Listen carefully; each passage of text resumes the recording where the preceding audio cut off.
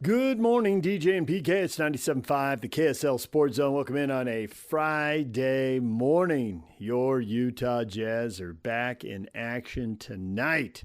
Real Salt Lake opens the season tomorrow.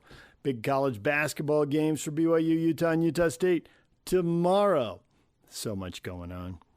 David Locke's going to join us coming up at 8 o'clock, and we will talk about the Jazz with him. I firmly believe the Jazz could go 3-1 in their next 4 games. And if you're like, that would be a disaster for the Jazz playoff odds, I would say you're correct. That would be a disaster for the Jazz playoff odds. I don't think they'll do it. I just think they're capable of it. They got Memphis tonight, and Memphis is shorthanded. Then they got to go to Houston. That's probably a loss. But then the Jazz return home and play the Pelicans twice, and they could win either or both of those games. So what are the Jazz going to do? Well, they're going to find a way to tank. That's what they're going to do. Keontae George is still out with an ankle injury, so you're not going to see him. And apparently we're not going to be seeing Nurkic either. Now that Markkanen, that we could see Markkanen. Now we're sitting here. It's early. There's lots of time for stuff to change. So, you can just keep typing in Jazz injury report to your computer, every hour on the hour, or you could just listen to the zone and find out what the heck is going on as we get closer to the game and that injury report gets updated and finalized. Time will tell, I suppose, how this is all going to break down. I think that the real key here for the Jazz is probably not manipulating the playing time quite so dramatically. I think we'll probably see less of that after the fine. I think they're just going to find out a reason to sit a guy down. Jaren Jackson is out. John Morant is out. We know a lot of these things are going on. Nurkic is out. Are you ready for this one? Due to nose injury management. I guess it's sore and he doesn't want to get hit in the nose. And, I just read all these injuries and just think, if it were a playoff game, you'd be playing. But, hey, whatever. All right, so that's why Nurkic is out. Now, this whole talk about tanking, everyone's got an opinion now. And it turns out, so does Suns owner Matt Ishbia. And you can hit us up on Facebook and Twitter and post your opinion on this. Matt Ishbia says tanking is losing behavior done by losers. What would you say to him? I would say nothing because Matt Ishbia isn't worth my time. What do I care? Man, Matt Ishbia, what does he know? What does it matter? Just Jazz, go out and lose 20 out of the next 26 games. Get your pick. Be good next year. Two $50 million players. Go chase 50 wins. Let's go. What anybody thinks in pro sports, this is college sports. There aren't committees picking who gets in the postseason and who doesn't, who's ranked and who isn't. None of that matters. In pro sports, you either win or you lose. And there you go. And if you win, you go to the playoffs. If you win enough. So who cares what anybody thinks? Now, I know it's Sports Talk Radio, so we got to have an opinion. All right, how about this? If I'm going to care, I'm probably going to listen to someone who's got a lot of experience and a lot of success. Matt Ishbia came in, thought he knew everything, had a good thing going in Phoenix, screwed it up, made a gazillion changes. I mean, you know what, down the inside of his pants, and just made a complete mess. Had a team that went to the NBA Finals and turned them into a lottery team. Awesome. Good work. Now, this year they bounced back and they seem to be getting some stuff right. So all of a sudden he's going to get up on the soapbox and the losing behavior done by losers. And puff out your chest and feel good about it. Whatever. It's actually behavior done by lots of teams who've won, including the defending champions, Oklahoma City. They tanked. San Antonio tanked. They're up and coming. Other teams have rebuilt through the draft because they tanked. Now, some teams have tried to do it and only gotten it kind of sort of half right. Looking at you, Philadelphia 76ers. Some teams are in the lottery forever and can't ever get it right. Charlotte, Sacramento, Washington. So this one-size-fits-all, it's losing behavior done by losers. It kind of depends, doesn't it? I mean, honestly, if you look at the results, it depends. There's all kinds of results out of it. Matt Ishbia, who cares? Whatever. I mean, you know what? If he entertained his fans, good for him. You know, owners and players and executives are going behind the door and locking the door and not interacting with the fans. So even interaction that I find ridiculous is better than nothing at all. So at least he got out there and gave his fans something to talk about, even if they, and me too for that matter, even if they disagree with it, which I do, and just completely. But this, you know, it's crazy the way pro sports teams behave, most of them. Not so much the NFL. They make their people go out and interact even in the offseason. They generate tons of free media, and they're the most popular league, and they're making more money than anybody else. The difference is the NBA doesn't have to share the money with as many players. So even though they're making less, everybody's taking home more. So if they don't want to talk, whatever. Okay, fine.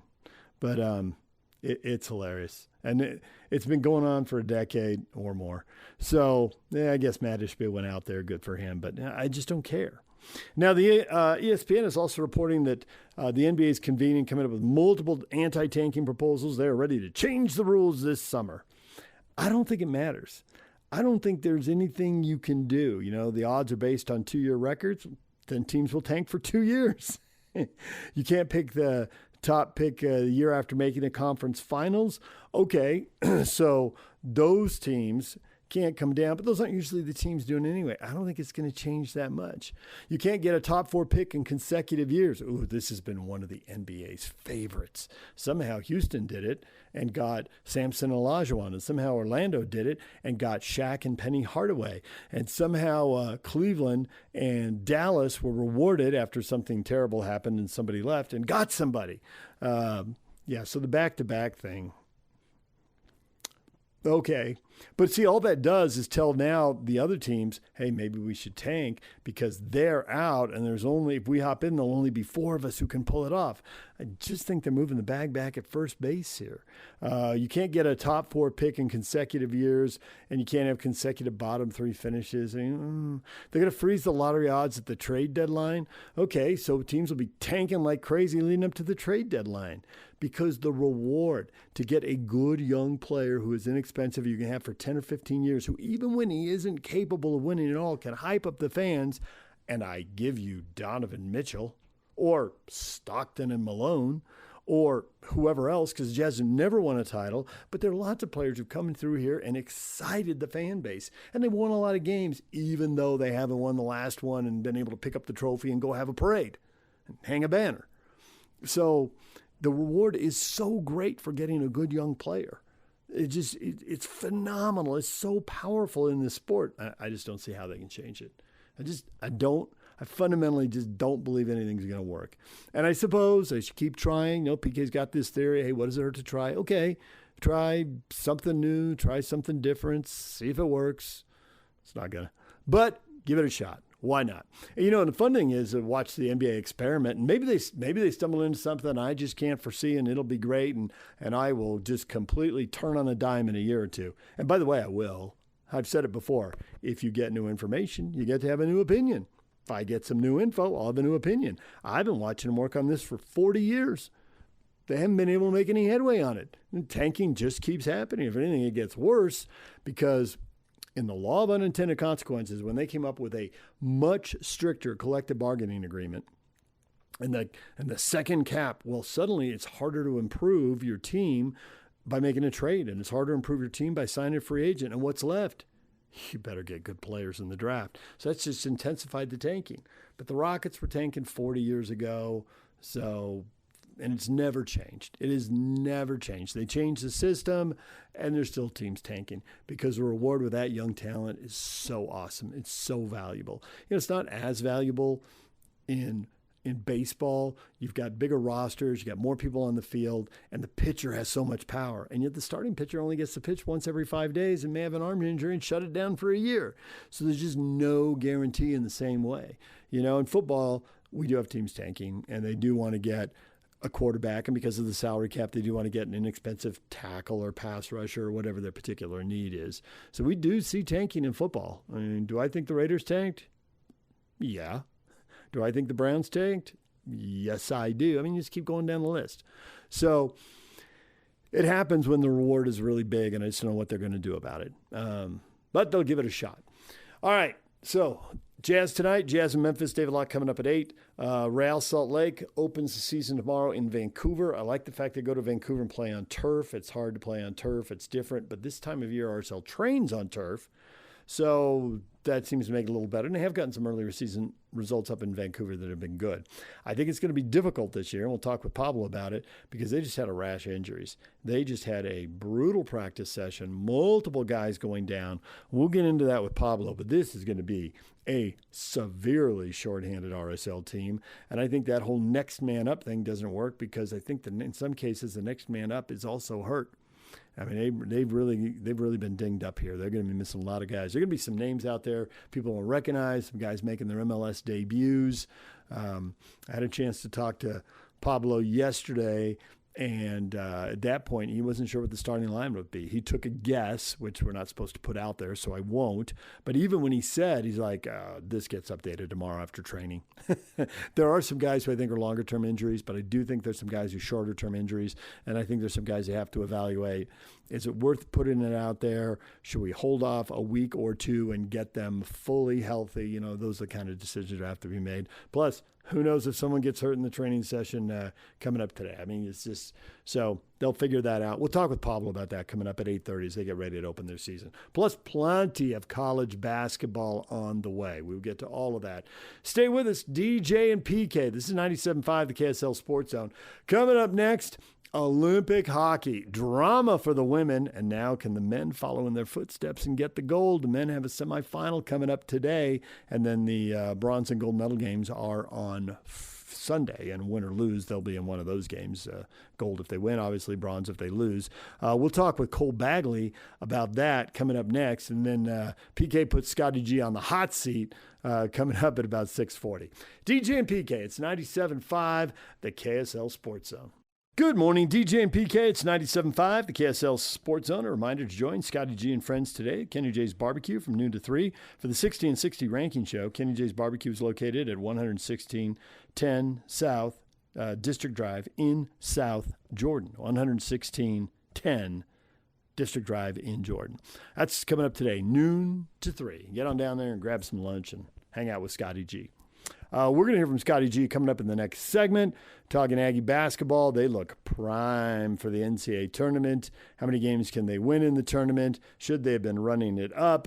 Is Jared Calhoun out of here after the NCAA tournament? Because he is going to be a hot commodity. We'll get to all of that coming up. But first, the Olympics. So the U.S. women's hockey team wins Olympic gold. They had been flying through the tournament, dominating everyone. They'd only given up one goal, getting into the gold medal game. And then they give up a second and trail. Yikes. They are down 1-0, and they have got to pull the goaltender late in the third period, last couple minutes. But as soon as they get the extra player, get the extra attacker, they score like 20 seconds later. And they get it to overtime, and they score again. Great goal. If you haven't seen the drone video on social media, it's really cool. And they win 2-1. Lots of drama. They beat Canada for the 8th straight time. They take the Olympic gold. Canada gets silver. And it was a wildly entertaining game. Now, what happens today? The men are playing Slovakia in the semifinals. Canada and Finland are in the other semifinal. And for a little look ahead to what's going to happen today, we had Cole Bagley on late in yesterday's show. So given that this is going to be one of the marquee events of the day, Cole, who covers the Utah Mammoth, breaks down the game for us and also takes a look at the Olympic experience, vastly different experiences for different players in this Olympics, and there's 4 different Mammoth players playing for 4 different countries representing the Mammoth in the game. So here is Cole Bagley with PK and I on the zone. Cole, good morning. Good morning, fellas. How are we doing? Good. The men's hockey is down to the semifinals, and Cole's interview is brought to you by Hercules First Federal Credit Union, growing stronger together. Have you been surprised by anything you've seen in this tournament, or is this pretty much we're sitting right where you thought we'd be right now? Yeah, I think for the most part, we're sitting right where everybody kind of imagined with the United States, Canada, and Finland in the Final Four. I think Slovakia is maybe the one surprise. You look at their roster, and there's not really any NHL stars on that team. It's a lot of, third and fourth line guys. It's, minimum contract guys. It's guys that are being scratched or on waivers. And so I think they've surprised some people, but, their path was a little bit easier. But now the United States will have an opportunity to play Slovakia. It's a team they need to take seriously.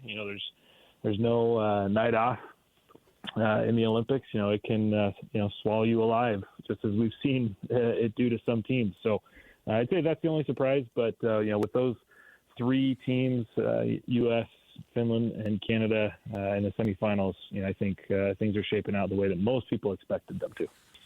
Okay, you say you got to take them seriously, but I'm still thinking that you think that they're going to win.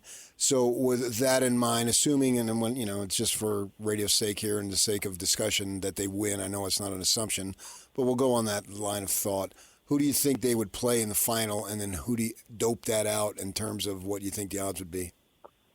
Yeah, I mean, we're on a collision course for the United States and Canada in the gold medal game, and that's what everybody wants, right? The two best squads in the world with, arguably all-star lineups, from top to bottom. Every single line is a line that can make you pay. And so I would say that I'd be surprised if that's not what it is. I do think that Canada is going to have a little bit tougher time facing off against Finland. They've got a pretty good lineup as well. They've got a few stars on their team and, guys like Mikko Rantanen and what have you. So I'd say that Canada has drawn the tougher semifinal as opposed to the United States. But as I said before, it's the Olympics, right? You have one bad period, you have one bad shift, and suddenly you're trailing by a goal or two, and all of a sudden, you're done. Your Olympics are over. I mean, for the four teams remaining, all of them will at least compete for a medal when all is said and done. But, it's gold or bust for the United States. It's gold or bust for Team Canada. So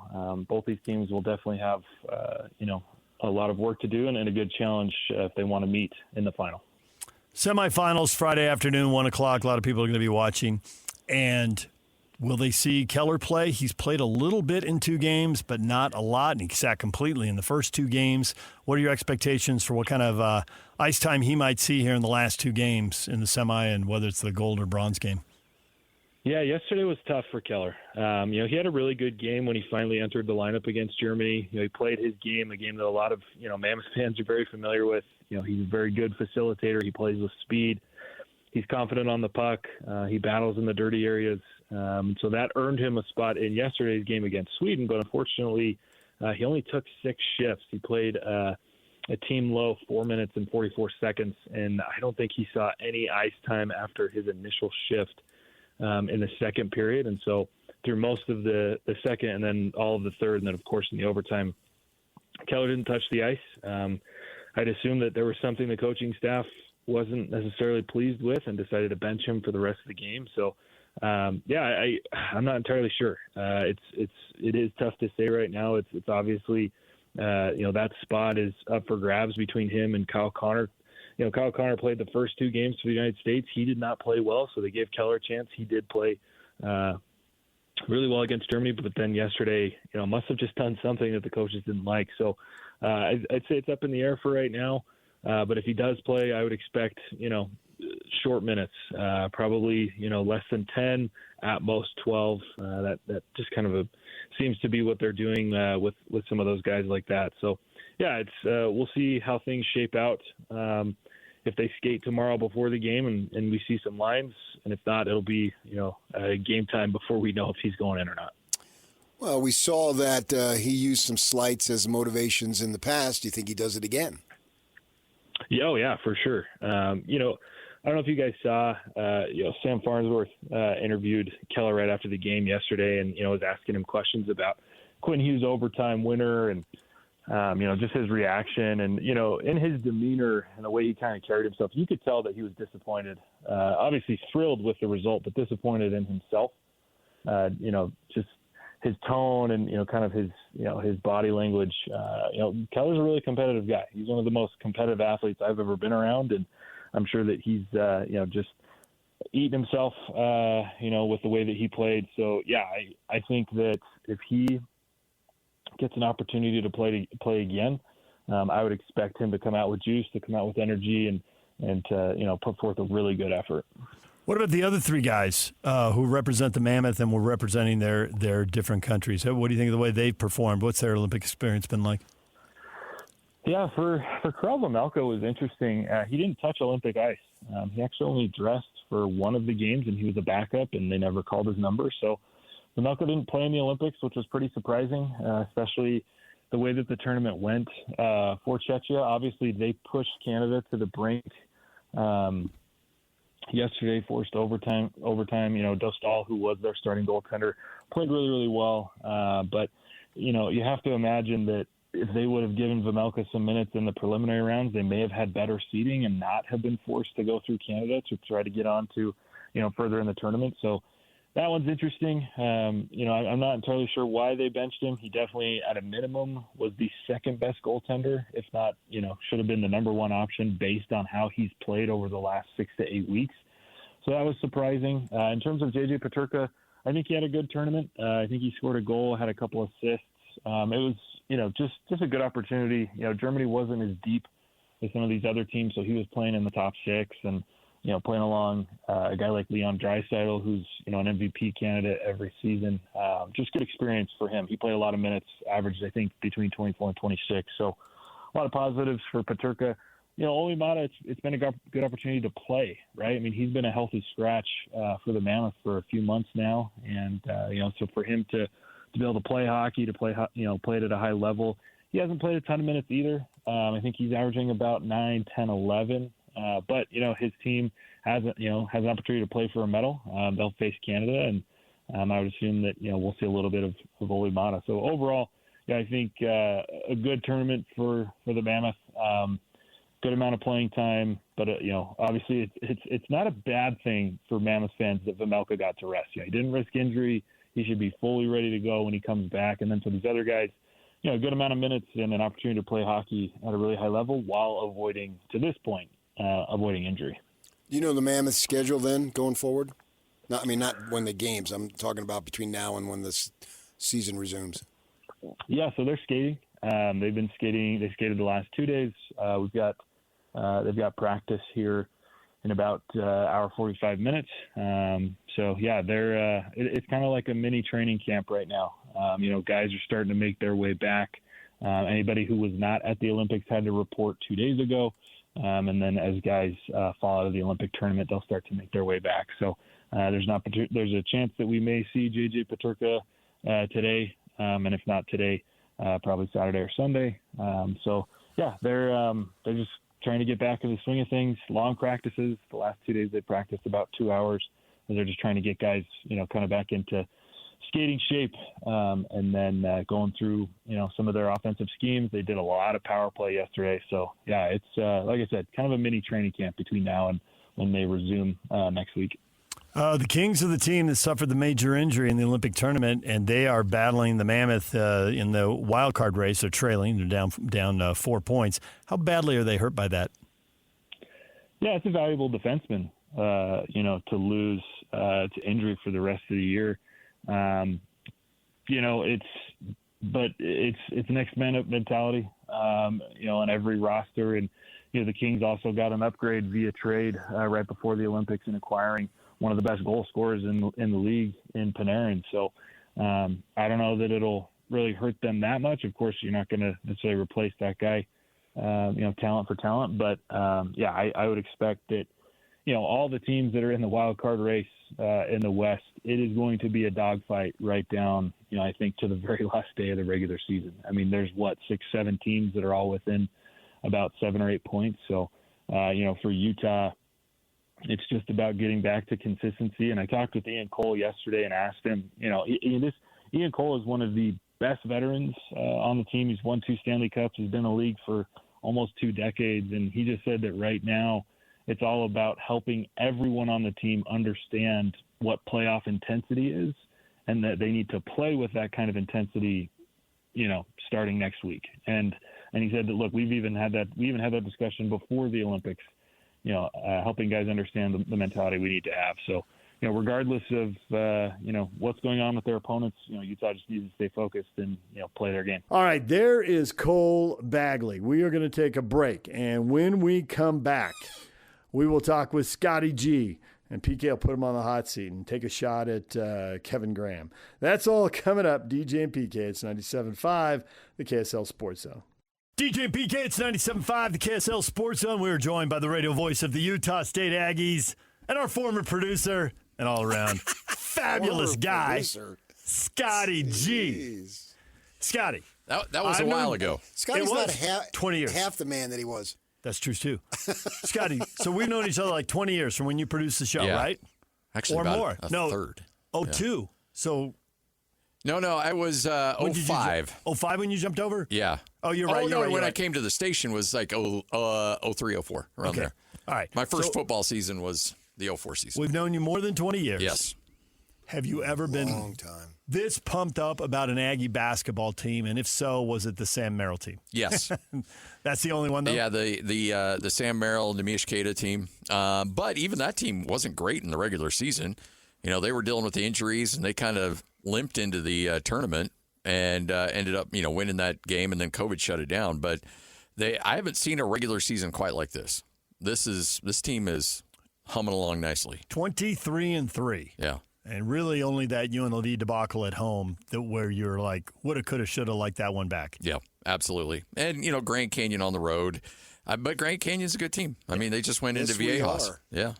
Yes, you're not taking ownership of Grand Canyon. 100% he is. Oh, get out of here. He got a degree. He got a teaching certificate there. He is totally taking that. Oh, yeah. I mean, seriously. I've walked the halls of Grand Canyon.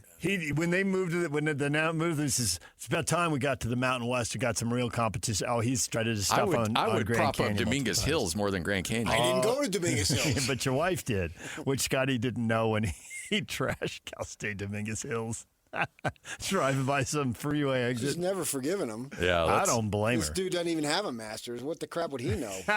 And I mean, if you dig down deep enough, the Bachelor is still a little iffy. Oh, yours? No, I think we're good.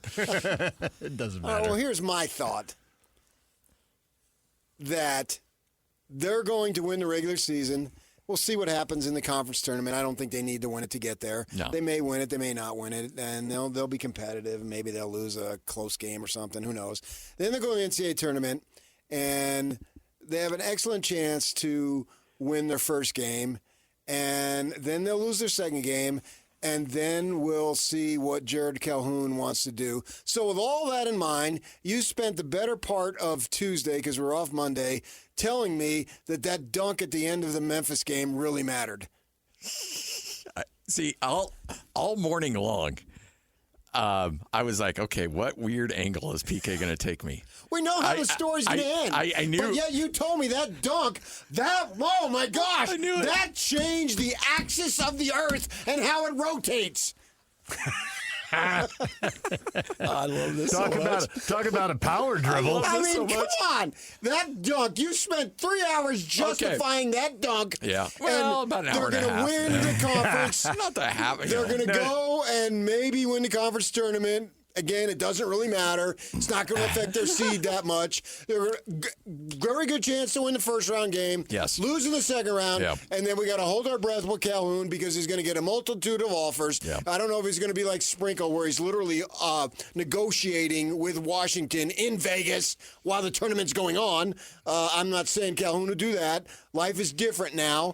And with all that in mind, somehow that dunk against Memphis changed everything.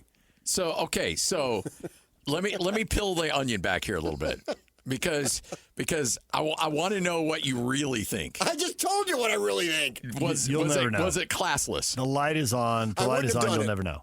I wouldn't have done it. Can I? It's an unwritten rule. Yeah. I understand. All three of them or just the third one? The last one. The last Okay. one. Okay. Literally the last one. There were three. If you didn't see it, they're like There 3 were and three 45 of them. seconds. I'm talking about the last one. Okay, yeah. This the is last one was literally 10 the seconds. last one. All right. Hardaway played in the NBA. Yes. And injuries derailed his career. He was very good. But obviously he got injuries, cut him at the knees, basically. And you don't do that. So he's coming at it from an NBA perspective. Yes. And so he sees that, and he played North Texas on Thursday, has to fly all the way to friggin' Logan, Utah to get his butt kicked. They're not very good this year.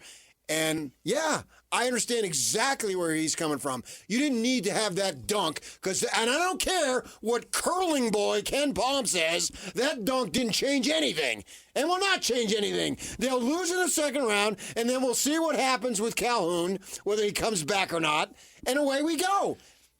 That dunk was meaningless, but you two spent the whole time telling me that it's going to change everything. You needed that. Oh, the way the game is, and the analytics today, and blah, blah. Oh, give me a bleep and break. Come on. You good? I'm even better. I bet you are. Curling boy? We're taking personal shots at Ken Pomeroy. Uh-huh. By the way, I've not seen Ken that excited as when I asked him about curling. Yeah. That dude lit up like a Christmas tree. Right. He was extremely excited about that. Okay, by the way. We'll nail him next week or two. I will. On that. So Spencer Nelson, sitting next to me doing color, could not talk. He was so angry about that. He did not like the third dunk at all. He was down. He didn't like the second, and he definitely didn't like the third. Yeah. And because they could have ran out the clock on the second, and then there's the third dunk, and he went quiet. Now he doesn't talk a lot anyway, but he's like, I can't talk about this. I'm so mad because he's of the Stu Morrill, tree where you don't do that stuff. You don't rub people's noses in it, or at least lay it in. Here's the thing, Jared Calhoun. That right there, important distinction. Yeah, the windmill. Which asking a kid with all the adrenaline in the arena is going nuts. I get why he threw it down. I get it, but honestly, it would have felt different if he'd laid it in. But I'm looking over at Calhoun, and Calhoun's giving the signal like, let's go. And so, I mean, he looks at his coach. His coach gives him the green light, so he's like, I'm going to put on a show here. Oh, I don't blame the kid. Oh, no, I don't blame him at all. And frankly, Calhoun, that's just his DNA. I think that he's using the analytics, but I think deep down the dude is just he wants to cut throats. I have not seen a coach that cold-blooded in a long time. Now, the analytics, I agree. Is 2 points going to matter? Is 4 points going to matter? Not really. Yeah, who cares if somebody won a game by 18 or by 24? Okay, I don't know. But Tuesday, that's what they told me. No, I know. It mattered. I know what Ken. But come that's on, you what and it told me. But you and I don't. Curling boy told me it'll make a difference. But you and I don't look at scores and think, oh, they only won by 18, not by 24. They're not really that good. There's a difference between winning by 1 and winning by 10, for sure. Yeah. But once you start winning by 20, you want to win by 9, not by 2. I understand. I don't know if I'd take the risk to lose the 2. Yeah, there's a little bit of difference there. Yeah, if you could run the ball down the field, which they were doing, with Luke Staley, 18 yards at a time, I'm all about it. Yeah, but Matt Berry, let's. Was that Beck? That was Beck. Oh, it was Beck. It was a freshman quarterback in his own end of the field. Yeah, I remember at Stanford, right? Set a historically programmed low with only 25 passing yards. There's definitely something to be said to have the offense put the game away so the defense can't blow it because they make it a 2-score game. So you're saying that Calhoun wants to be aggressive, and I'm supposed to believe, and then Ken Pomeroy green lights it. Yeah. Well, and then he. This is where I really get cynical. This is where my East Coast comes in. That it's going to look good for the selection committee. I call BS. It's going to look good on the Big 12 and Big 10 job openings. Look at you. I beat Memphis by 24 instead of 20. Along with this, and this. Is okay. So if he goes to the Sweet 16, my gosh, he's going to take your pick. I don't want to channel. That's a heck of a coach. I don't want to channel Phoenix PK. I want to channel New Jersey PK. Because that's who he is. Like he is. I want to go Temple of Doom, rip out your heart, and show it to you. He's that kind of mentality. But I don't want to hear that it's because of the analytics this season. It's to make himself look good for future jobs. Get out of town. I think it's to embarrass a coach and embarrass a program. And to make himself look good. To make his team look good. And his byproduct of it, is going to be some opportunities down the line. Yeah. He should. Yeah. I support it 100%. Hey. I think he's a great coach. I told you the other day when you had me on, of all the guys that have come through since Stu, he's the best.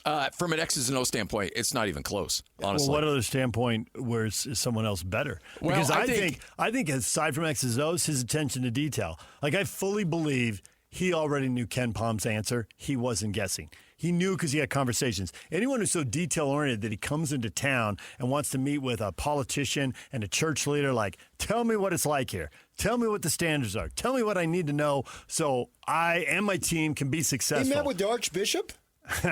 He met with a bishop, but not the archbishop. The Archbishop of Cache County. Okay. That's in Godfather 4. We'll explain that in the next Godfather. So, does that even exist? Godfather 4? Yeah. No, they shut it down after 3. Yeah. Yeah, it's called Goodfellas. Yeah, right. Yeah. Which was better than 3. But the guy is super detail-oriented. Yeah, it's super detail-oriented. And the fundraising he talked to us about and all that. But you're right. He was if he was born in Ohio and grew up and played, I think, in Ohio in college and all that. But he must have a grandparent from Jersey. And he's of the perspective of he plays a little bit of mind games with his players, and he treats them like I think Templin for sure, right? From a motivation standpoint, he pulls all the right strings, and the players sometimes team up and absolutely can't stand the guy, but they unify behind a hatred of him. And so, honestly, I think he's about as good. Rick Majerus 101. But I think it's been really, like, there's been, Craig Smith is Craig, and I love Craig. Craig is, like, the most personable guy on the planet.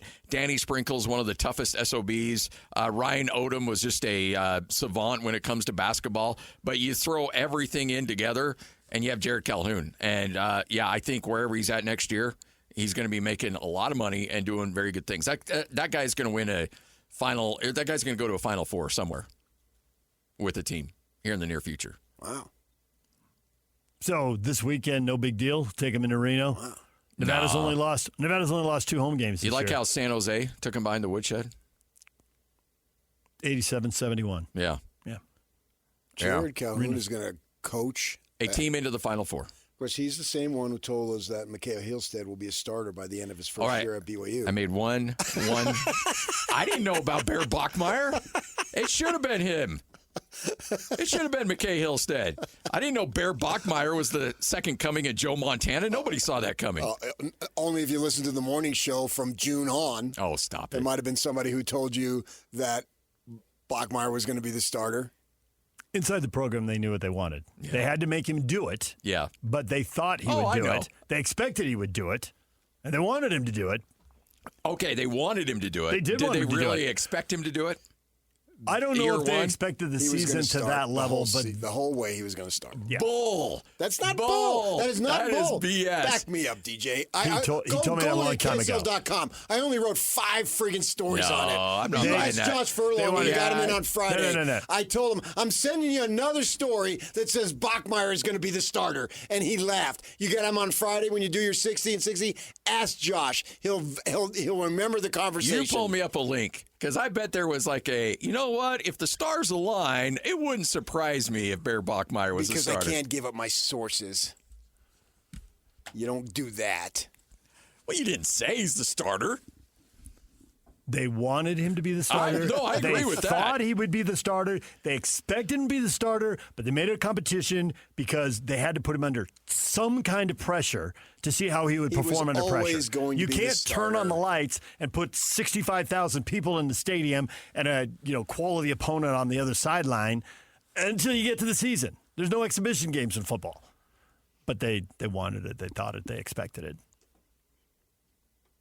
Okay. But there was a chance there. If he went out and threw 2 picks the first day and 2 picks the second day and 2 picks the third day and McKay was lit up, then they would have gone the other direction. But they never thought that would happen. So you're saying there's a chance. That's what it boiled down to. That's what it is.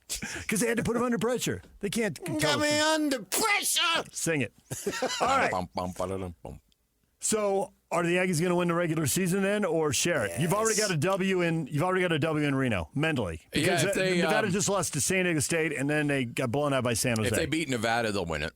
Yeah, because even if they lose to San Diego State, they're going to win it. Somebody else. They may win the conference tournament. They got a good chance to win the first round. They'll lose in the second round, and then we'll hold out. That dunk was the difference between the Elite Eight and being bounced in the round of 32. Well, if you listen to I don't even remotely believe you would have thought so. You don't even remotely believe that.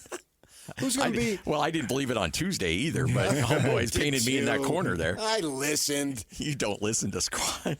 Then how did I know about Curling Boy? Because I tweeted that out. I'm surprised you're like, well, I was in the gym and I was listening to Phoenix radio and these guys said this and this and this. I was. Well, you don't want to know what I was doing when I was listening. Oh, really? Yeah. Attaboy. Good for you. Who says romance is dead? This wasn't romance. That was not what he was saying. I know exactly what he's saying. I know. You don't want to know. Yeah. Who's going to be the starting quarterback for the Aggies? Sheesh. McHale's dead. See, that's what you want me to say. I know what you want me to do. And I'm not. They expect McKay Hillstead to be the starter. Who's going to be the starting quarterback for the Aggies? I'm giving you an opportunity to redeem yourself.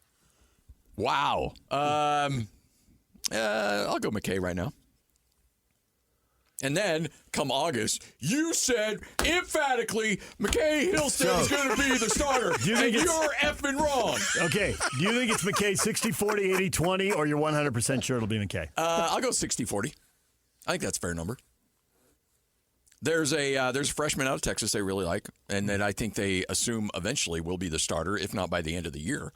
But week one where starter. Where does McKay sit with all of us completely confused by transfer rules now?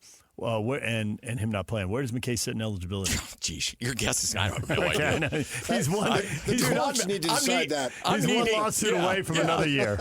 Yeah, he didn't get to the lawsuit. He's a redshirt freshman right now. I don't know. Well, he's not a senior. So it won't be a one and done like it was with Pig Farmer. Yeah. Barnes. Well, Barnes was there for 2 years. Yeah, but 1 year as the starter. Yeah. I meant as a starter. Yeah. And then that's good. I would love, by the way, for that guy to sue and get another year. That was that season he put on was with one of the worst offensive lines in the history of college football. Is his body healed yet? I don't think so. I don't think he wants to come.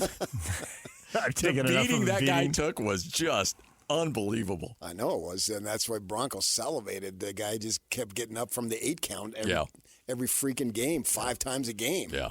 And he was dynamic. It was good to see him have the success that he had because he's a real tough dude. And I think it's important for them, obviously, to shore up the offensive line and get a quarterback in there and then be big-time competitive in the first season in the Pac-12. Yeah, agreed. And I don't see that the schedule makers didn't do him much of a favor with the home and home with Boise State. What's that about? I don't know. They didn't have enough games scheduled because they're in a smaller league. There's 8 teams, so you have 7 league games, and they can't find games on this short of notice. So they're just like, well, we'll play each other because everybody else's schedule. Everybody waits for UNLV to pretty full. Come on over. Then they got a balanced schedule. Then off you go. But they don't want to? I think they do now. But they didn't a year ago. No, because they were promised a lot of money, and that money's not coming through right now. Oh, for TV? Yeah. Yeah. And, and they were going to give all these buyouts that they were going to take from the teams leaving. Now the Pac-12 teams are suing, saying we're not going to give you that money, and now that money's all tied up, and UNLV's like, hey, where's our cash? So, yeah. Well, it makes sense that they should go. And you never want to keep money away from somebody in Vegas that you owe them, or you might lose a kneecap. Exactly. And he's speaking from experience. Yeah. I've been in Vegas with him for a week at a time. Scotty won kneecap Garrard. Yeah. I mean, his transition. Saul from the Tropicana doesn't mess around. His transition from the Vegas to Utah, it was seamless. Oh, I was looking at Jake Hatch because Jake was talking about being at the Orleans with his daughter and the cheerleading thing. I'm like, is Seamless still there? All right, Scotty, on that note, we'll let you go. Get mentally prepared for that show at noon today. Hey, you know who's coming on today? Who's our co-host today? Who's your curling fan today? Well, I would love to have him break down curling. The one, the only, Kevin Graham. KG for 3 hours today. Nice. Yeah. So. Well, you never know with him. He may have a different offer by the get to hour 3. And he's listening right now, too. An hour and a half into the show, he's like, I'm out. Hey, Boston called. Or Pittsburgh. Or Columbus. What market has Or Dallas. Or San Francisco. Hey, how am I doing? Hey, can we be nice to the guy? I need to get 3 hours of New York. Yeah, New York. He worked in New York. Yeah. Phoenix. I left out Phoenix. You're right. San Francisco. 2. Sing it. Yeah. Well, I mean, this is a community that is eagerly and anxiously waiting the second coming. For Graham, it'd be the fifth coming. I'm out. All right, there is Scotty G, and he did have Kevin Graham on yesterday, that interview from late in yesterday's show, and that was hilarious. Listen to it wherever you get your podcasts. We're going to take a break. Oh, a reminder, Scotty G and friends today, they're at Kenny J's Barbecue, noon to 3, the 60 and 60 ranking show, Kenny J's Barbecue, located on District Drive in South Jordan, 11610 South District Drive in South Jordan. All right, DJ and PK coming up next. What is trending? All the headlines. We'll get to college basketball. Big Saturday night for college hoops. That's next. Stay with us right here on The Zone. It's time to get your morning started with the news you need to know. News update. This is what's trending with DJ and PK. Hashtag Utah Jazz.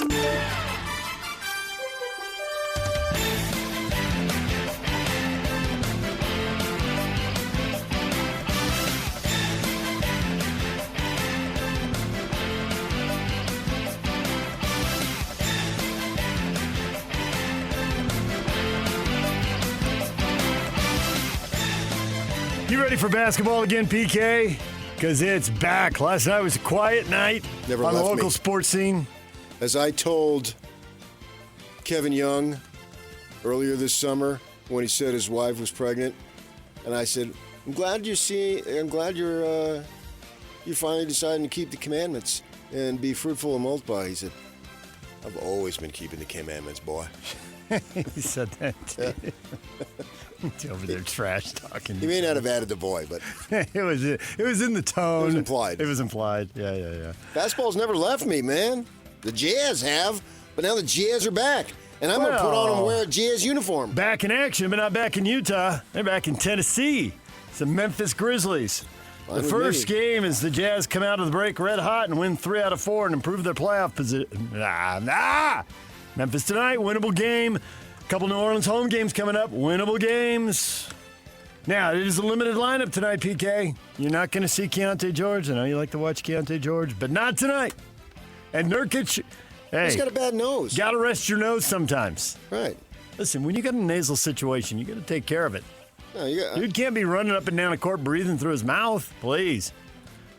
And what if one of those chicken wings comes out and pops him in the nose again? See, I think every game is winnable. I don't think you can argue it's more winnable, but I think they've got enough talent to win any game. Including Houston. Oh, Houston's no. But that's big deal. when I said they were going to go 3-1 the next 4, I was not counting on a win at Houston. I don't know why not. But I get your point. They're good enough, and they got 3-point shooters, and you're red hot, and stuff happens. Well, I think it's up to Will Hardy to see who's playing well, and then sit him in the third quarter. See if that causes an uproar. Play him 3 or 4 minutes instead of 12. No, just sit him. No, sit him. Sit him totally in the third quarter. Yeah. You're totally. Just make a mockery of it. See if It's you can get already you- a joke. See if you can get yourself blown out in the third quarter. Just play. Well, the 2 games that they sat Markkanen and Jackson, they didn't get blown out in either game. True story. I don't think Memphis is capable of blowing anybody out in their current configuration. Yeah, they've got no John Morant. Obviously, they traded Jackson, so this team is not what they were. And Desmond Bane is long gone. Long gone. Yeah, he was right there in the Jazz grips. Coulda, woulda, shoulda. And they thought Azubuike was better. Oh, That'll cost you. where's he playing now? I think the local ward in Kansas. Got some keys down there, lets himself in. Church ball. He's playing with Ironi Nesziono. I don't give a crappy.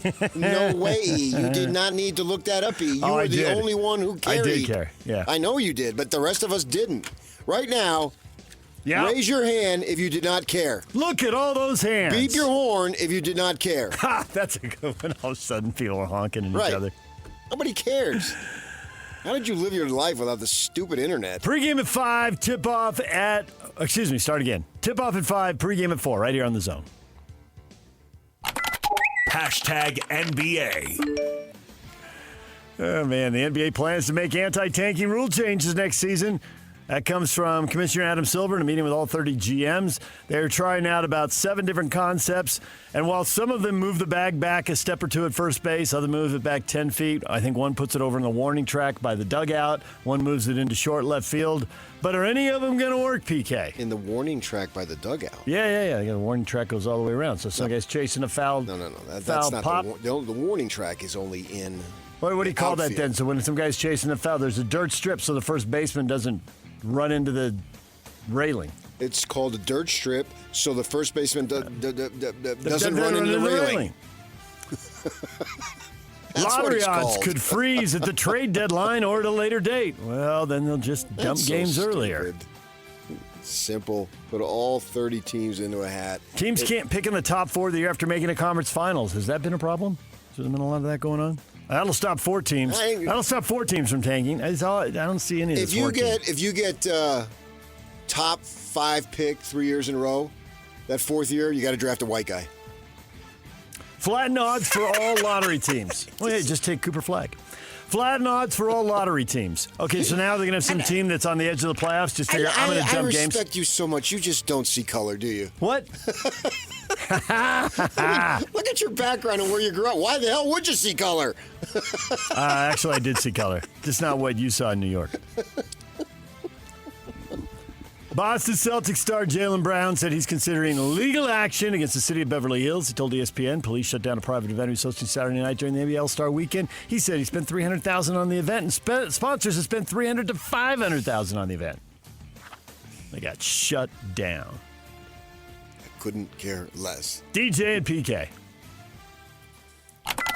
Hashtag college basketball. All right, tomorrow night.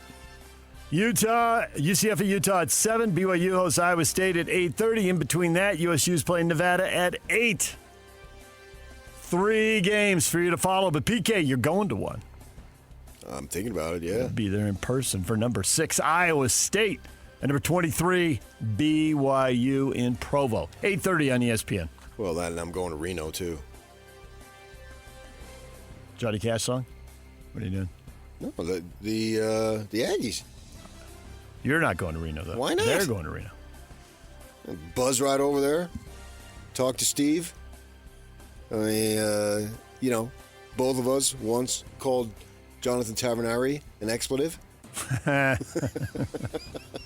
What do you have in common? One of the greatest shooters in the history of Indiana. Or did you do yours in the post-game handshake line? No, I didn't do that. Well, we got you on tape here. No, my bad.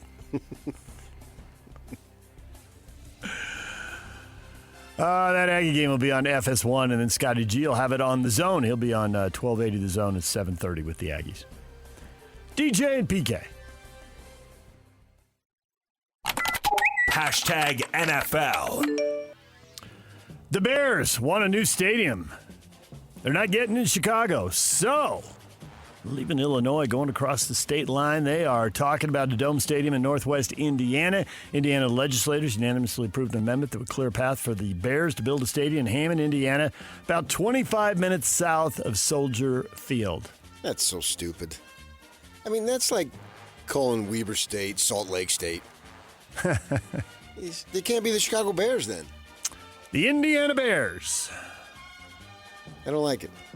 I tolerate the Jets and the Giants in my home state. Well, what's the difference? I just think that there is a distinction between Chicago and that little corner of Indiana that's right near Chicago, which is where they're going to park this thing if they get it built. Right. No. It's not the metropolitan area in the way that New York is. And they actually teams train in Jersey. I've been to their training sites. But it's so interchanged. And the Bears, so many people go back and Bears.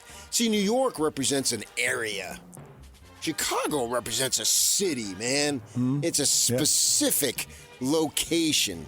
The Chicago Bears. Now you've driven George Halas. You've driven around Dallas. Did the Cowboys move too far away when they moved to Arlington? No. That was okay. How many miles is that? 15? Yeah, depending on where you're coming from. It's kind of in the middle there. and Dallas the and Rangers Fort Worth. play there too. Yeah. But I mean, the Chicago Bears are they're an institution. The Bears. So are the New York Giants. But the New York Giants are an institution in a region. And the Chicago Bears, they go together. I'm a little surprised you're getting between somebody and their money. The Bears just found their money 25 miles away. Oh, I'm not blaming the Bears. Yeah. No, that's not the point. Just makes you sad.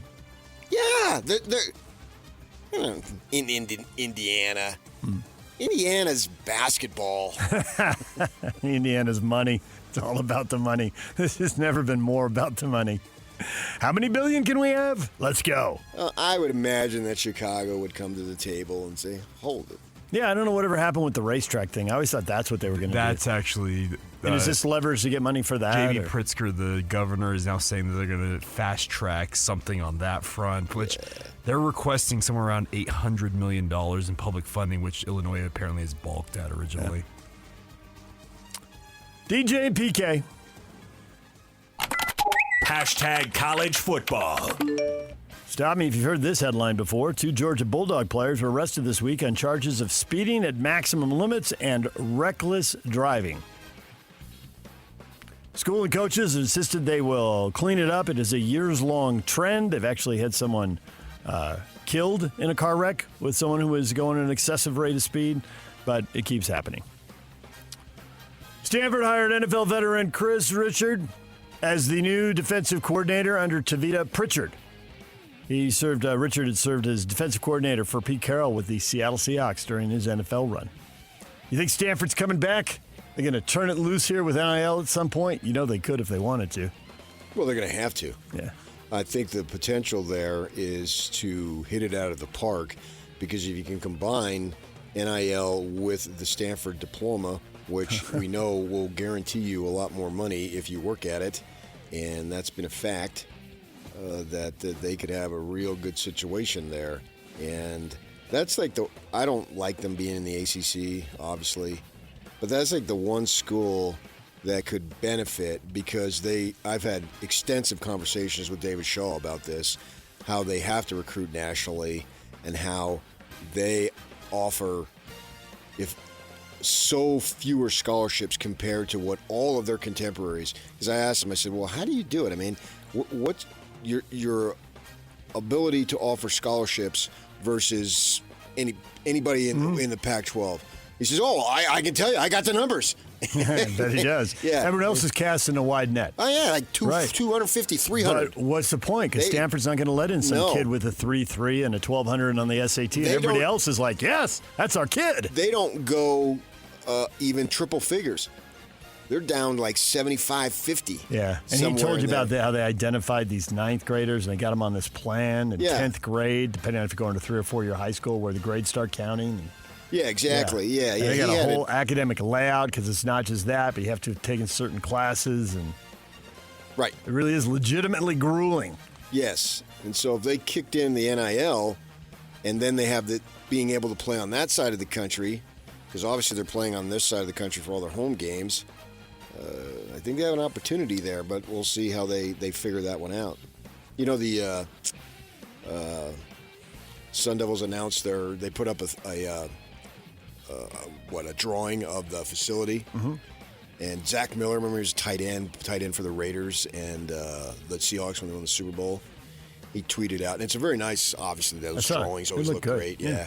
And Zach said, he played for the Sun Devils. He said, man, if we would have had this when I played, I wouldn't have lost that 15 pounds that one day in practice in August. It's so blazing hot. Just sweat it out. DJ and PK. Hashtag RSL. Real Salt Lake opens the 2026 season tomorrow night in Vancouver against the Whitecaps. RSL is going to be shorthanded. There are going to be a lot of guys out with injuries. Pablo Mastroeni was talking about it yesterday. He's not exactly sure. There's a few guys who might be back, but there are going to be some young guys out there. Pablo's going to join us at 8:30. We'll see if he has any clarity on how many guys will be missing, but the short answer is several. and possibly a lot. So all the offseason moves, all the anticipation, that's not exactly what they're going to be running out there in Vancouver tomorrow night. Opening day for you guys. I'm excited. It is. Opening day. First kick at 5:30, pregame at 4:30. Good luck to you. I hope you have a great season. Thank you, PK.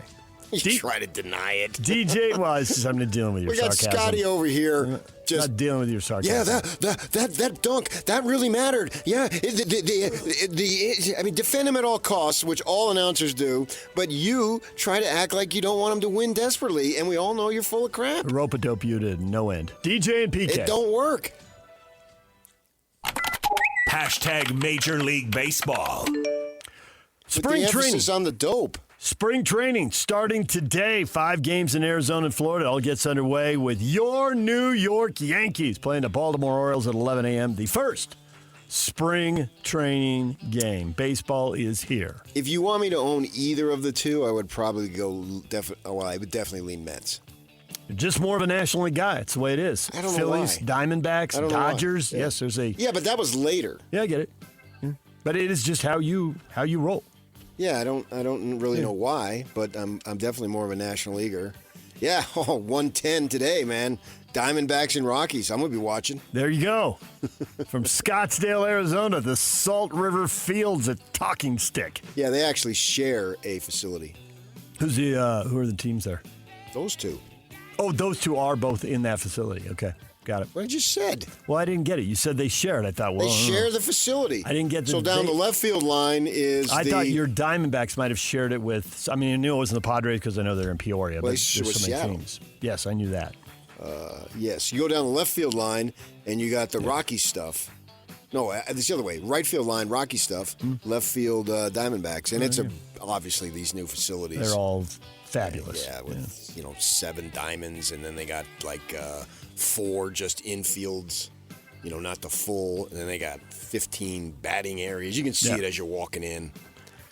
It's awesome. The Athletics getting ready to start their second of what is supposed to be 3 years in Sacramento before they move to Vegas.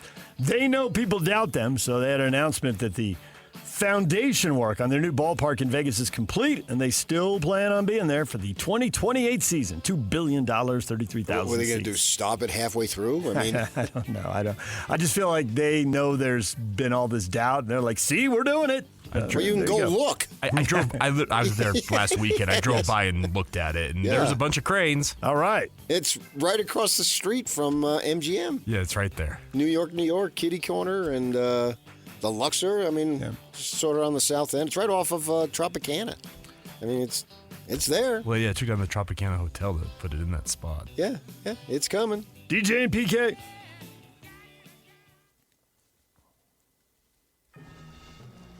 Team USA does it. They win the gold. It wasn't easy. They've been blowing everybody out, including Canada 5-0 in the preliminary round, but they were down. Gave up a goal in the second period, had to pull the goaltender, got a late dramatic goal, and then won in overtime 2-1. They get the gold. Canada gets silver in women's hockey. I knew that Keller would come through in hockey. You just didn't know. You were thinking Clayton. Could still happen. Men's semifinal today against Slovakia. That's at 1 o'clock. Keller scoring. Megan Keller from Detroit. Same high school as Jesse Spano. Okay. Alyssa Liu broke a 24-year drought for U.S. women. She won the gold in women's figure skating. So the U.S. with a nice medal haul yesterday. And now today, it'll be up to the men's hockey team against Slovakia at 1 o'clock. That's what's trending. It's brought to you by Shamrock Plumbing. There's no job too big or too small. Get the personal touch with Shamrock Plumbing. David Locke's coming up at 8 o'clock. Pablo Mastroeni at 8:30. The question of the day is next. Stay with us.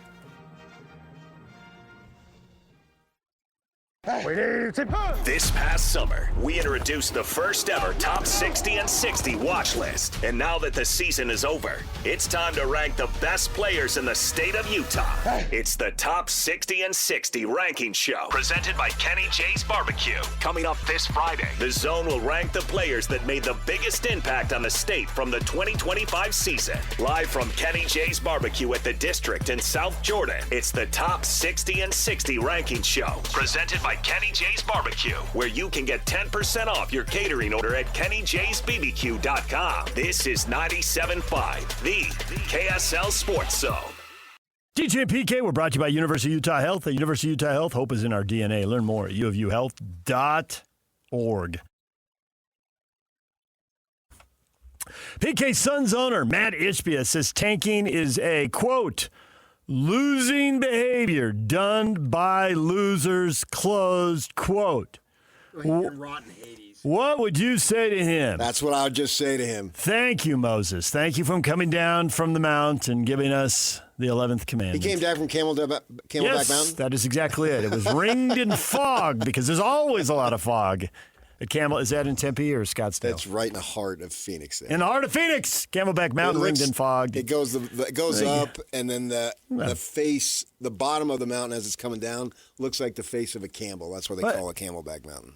Okay, the only positive thing I can say about this is that there are so many professional and college sports owners, athletic directors, general managers, coaches, players who go behind the curtain and don't say anything or interact with their fans. And when they do, it's total cliches. So at least he went out and he gave at least his fans, I don't know if anybody else cares what he thinks, but at least his fans and maybe some other people around the league, something to talk about. So Adam Silver.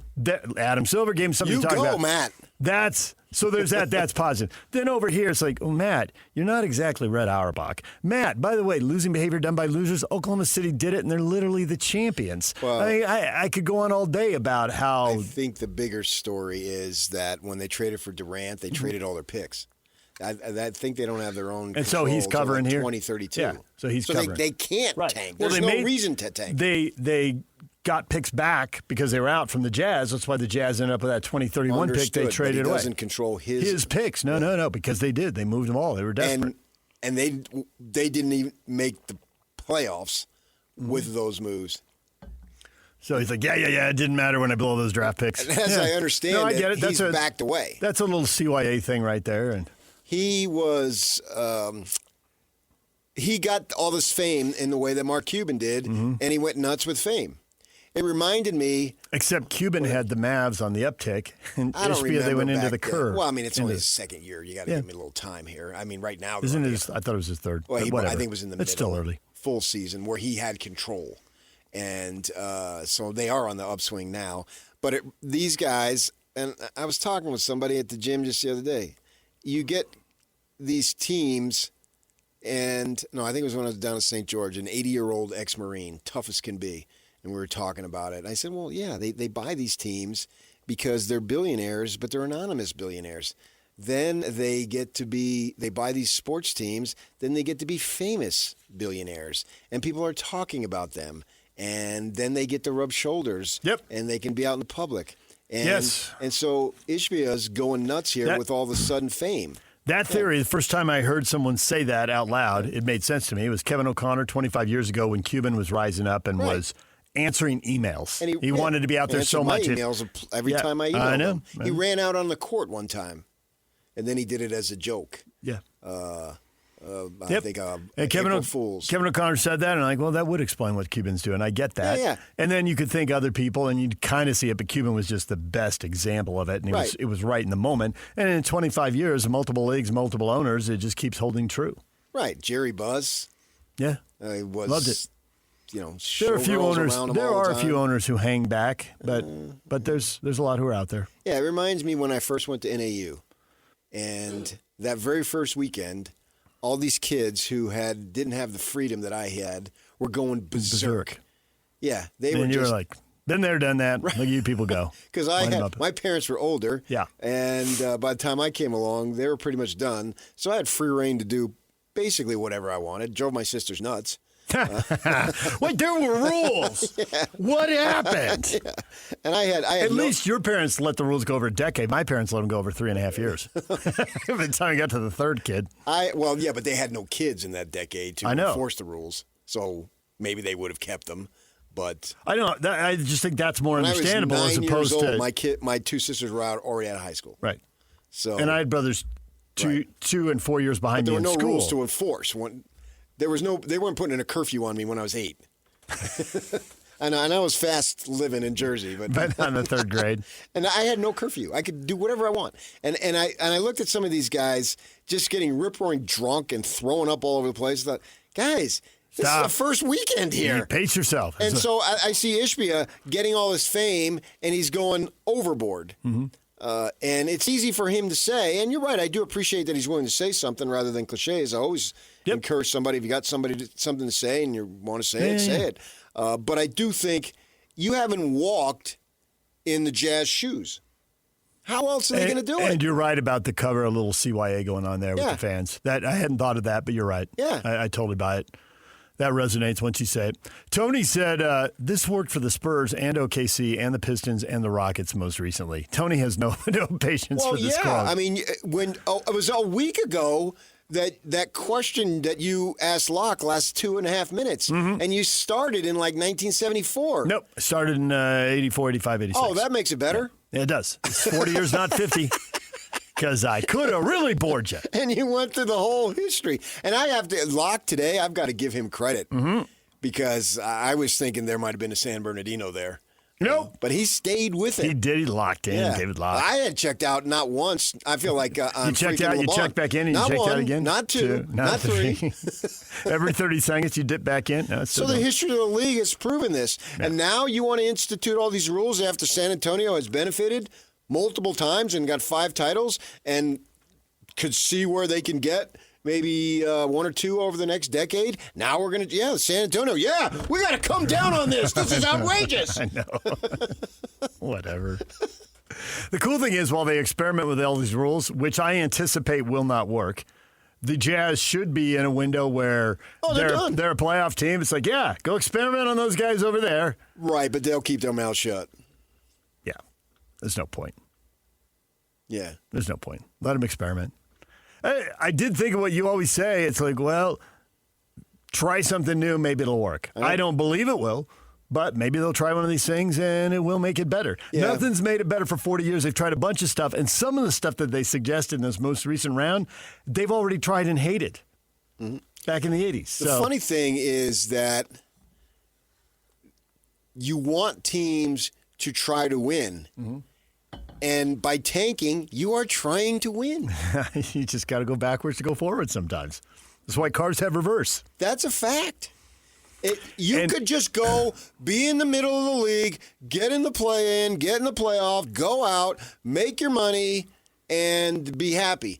But the Jazz are desperately trying to win. You can rip them all you want, and that's fine. Larry Miller said the worst thing is apathy, right? So go ahead and slam them. But they are trying to win. That's a fact. They're trying to win. There's no doubt about it. And this is the method that dictates that they go about trying to win is by losing to get the players. They could put these guys out there, and I think that if they made no moves, just say they got Jaren Jackson now, so they did make the move, but include him in the move. And just keep the guys and just try to win. And then wherever the draft picks fall, go ahead and do it. Because look at it. They, late picks, took Collier and Filipowski and Sensabaugh. There's something there in all 3 of them.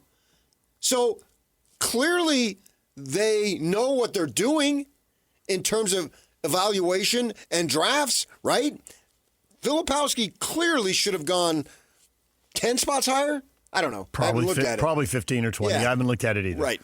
So they could do that, and I think they would develop if they just kept their guys, and then, you make a few moves around the edges, as every team does. They could be a playoff team.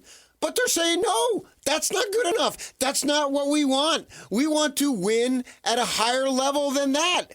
And this is the way they're doing it. So you're criticizing them for trying to win. How else can they do it? Change my mind that it's different. I'll be open. Because in the end, it's sports, and I don't really give a crap if the Jazz win 20 games or 60 games. It really, at this point, in the beginning, when I was doing this radio, and I really, really wanted to do it, I wanted it worse than anything that I've ever wanted job-wise. And I really wanted them to win because I was so nervous about the ratings. Mm-hmm. Well, now I know. We've gone through Doesn't COVID. matter. There were literally no games, and we found out the ratings. I'm good to go, and I don't really care, but I want them to do it. It's more fun. But so the point I'm making is I'm open. Convince me that they're not trying to win, that this is the wrong way to go about it. I'm open. I haven't heard an explanation that would say, yeah, do it this way rather than the way that they've been doing it. I don't think anyone is going to be able to convince you because I don't think there's any convincing to be done. There's give you too much of a $1 track if you record. Can. Tony has posted on our social media for What's years. Tony got? He said it worked for the Spurs, Oklahoma City, Detroit, and Houston most recently. I mean, he could have gone on for 2.5 minutes like I did, but he just went with comma, most recently. Well, he's probably a younger guy. Yeah, it could be. So, yeah. Well, So it's out there. What are you going to do to that was what I was saying to Ishbia. What do you want the Jazz to do? Right. Jeff says, but I think it goes to your point that he was talking about him. That's mostly what we do. He traded away all the draft picks. That's losing behavior. So, people criticize me for that, but that's just losing behavior that losers do. He's just trying to dismiss that. Jeff, I, as a lifelong Jazz fan, got sick of year and years being in the middle. Here and there, we might make a deep playoff run, but never the ultimate prize. So I'm okay doing something different for a few years to see if it yields different results. Jeff, long-term buy-in, and he's got a little bit of patience for this. Well, the Statues and J-Slo did have a few long playoff runs. They did. That's a fact. I mean, you get the Western Conference Final or Eastern Conference. That's a long run. They were in the conference finals 5 times in 7 years. If you're playing in June, that's a long time. Yeah, if you get to Memorial Day even, that's late May. That's a long, fact. Right. So they have had it. It's been a while. We understand that. But what else are they supposed to do?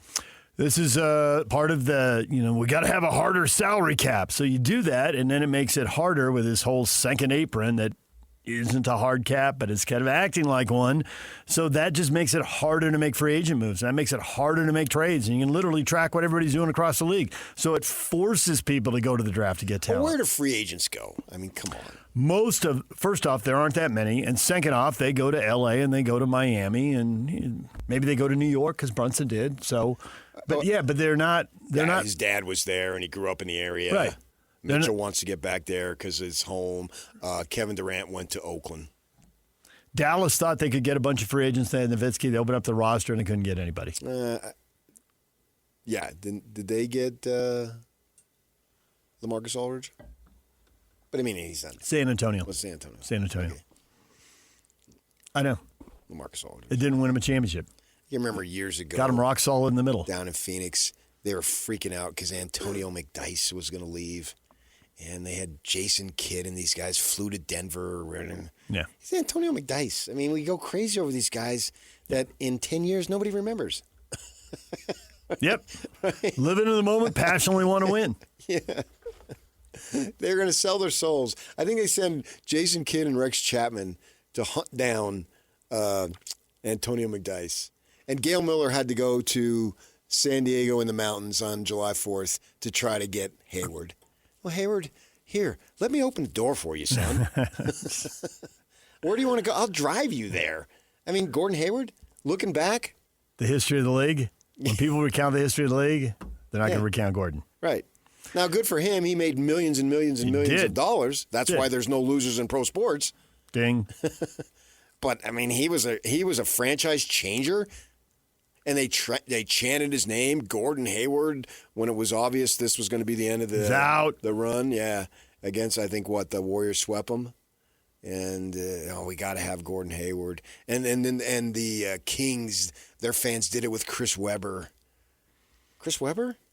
What's he noted for? Calling a timeout when they didn't have it and dating Tyra Banks. Yep, there it is. Bill sounds like one of your people, PK. Bill lives in Las Vegas. Must be listening to us online, KSLSports.com. Maybe he gets the podcast.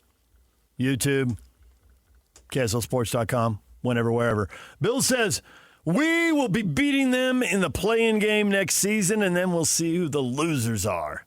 Oh, how about a little sarcasm, a little in your face, and yeah. Oh.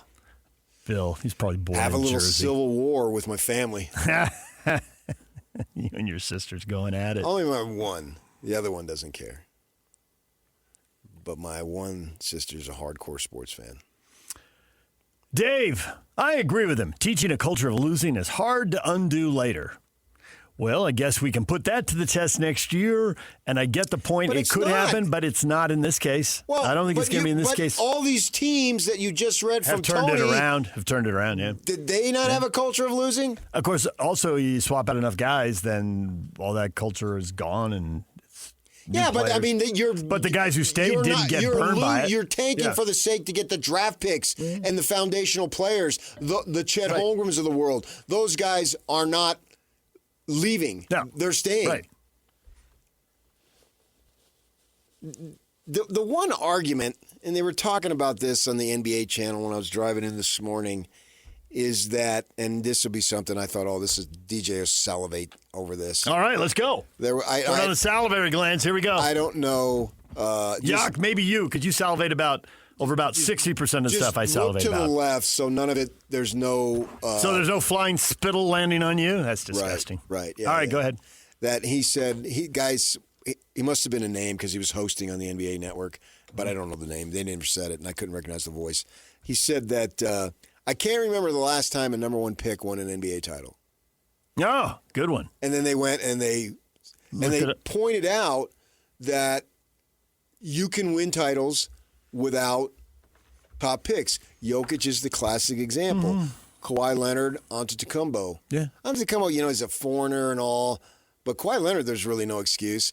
Jokic, a foreigner dude, so there might be a little bit there, although that's weak now. But I'll entertain the argument, but in my mind, it's still weak with the amount of scouting and all that stuff around the world, right? And then they obviously say Gilgeous-Alexander was later. Jalen Williams, who's Cody's older brother, it was like a 12 pick. Not that he's in and of himself, but he's a critical component of. They were talking about Finals MVPs, and Williams is, and so there's a bunch of guys that have won titles that weren't these high picks. Kyrie Irving and Anthony Davis went back-to-back as number ones in 2011 and 12, and they have both won championships. Now, Kyrie won it in Cleveland because LeBron came back, right? Davis won it because he was in New Orleans and leveraged his way out and got to L.A. and Secondary players, good players. Yeah, but you're way more likely. I mean, prime. Anthony Bennett was a complete bust. Markelle Fultz, DeAndre Ayton. I mean, there's a lot of number ones. There's some guys who are too young. We'll see what happens with Flagg and Wembanyama because everybody's been going nuts about them the last 3 years. Oh, they look fine. Right. But will they end up being the best player on a championship team? I mean, you can see why people were going nuts about him, but they haven't done it yet. Time will tell. Understood. I agree. But I also can see why teams would tank for the opportunity to get them. Sure. Right. And Detroit got the number one pick, Cade Cunningham, and now they lead the East. Good player. Yeah. Yeah, people don't put Detroit in it because they haven't done it yet, but they've gotten to the point where they have the opportunity to do it based on sucking. Yeah. All right, DJ and PK, it's 97.5, the KSL Sports Zone. David Locke with more on the Utah Jazz coming up at the top of the hour. We got some college hoops for you next. Stay with us. Whirls around and down. 97.5, the KSL Sports Zone is your exclusive home of the Utah Jazz. And we want to send you to the Delta Center to see the Jazz in action. Listen every Tuesday for the Jazz Ticket Tuesday Sounder. At 30 past the hour, every hour, all day long. And if you're caller number 12, you'll be on your way to an upcoming game. Buy one, you'll get one free. It's Jazz Ticket Tuesday. Every Tuesday throughout the NBA season. On your radio home for the Utah Jazz. 97.5, the KSL Sports Zone. DJ and PK reminding you, KSL Sports Zone and Beehive Meals are honoring people that impact youth sports in our communities. Nominate the youth sports volunteer for the Beehive Meals Hero of the Week at KSLSports.com/contest. And listen every Thursday afternoon to JJ and Alex for the winner. It's the Beehive Meals Hero of the Week.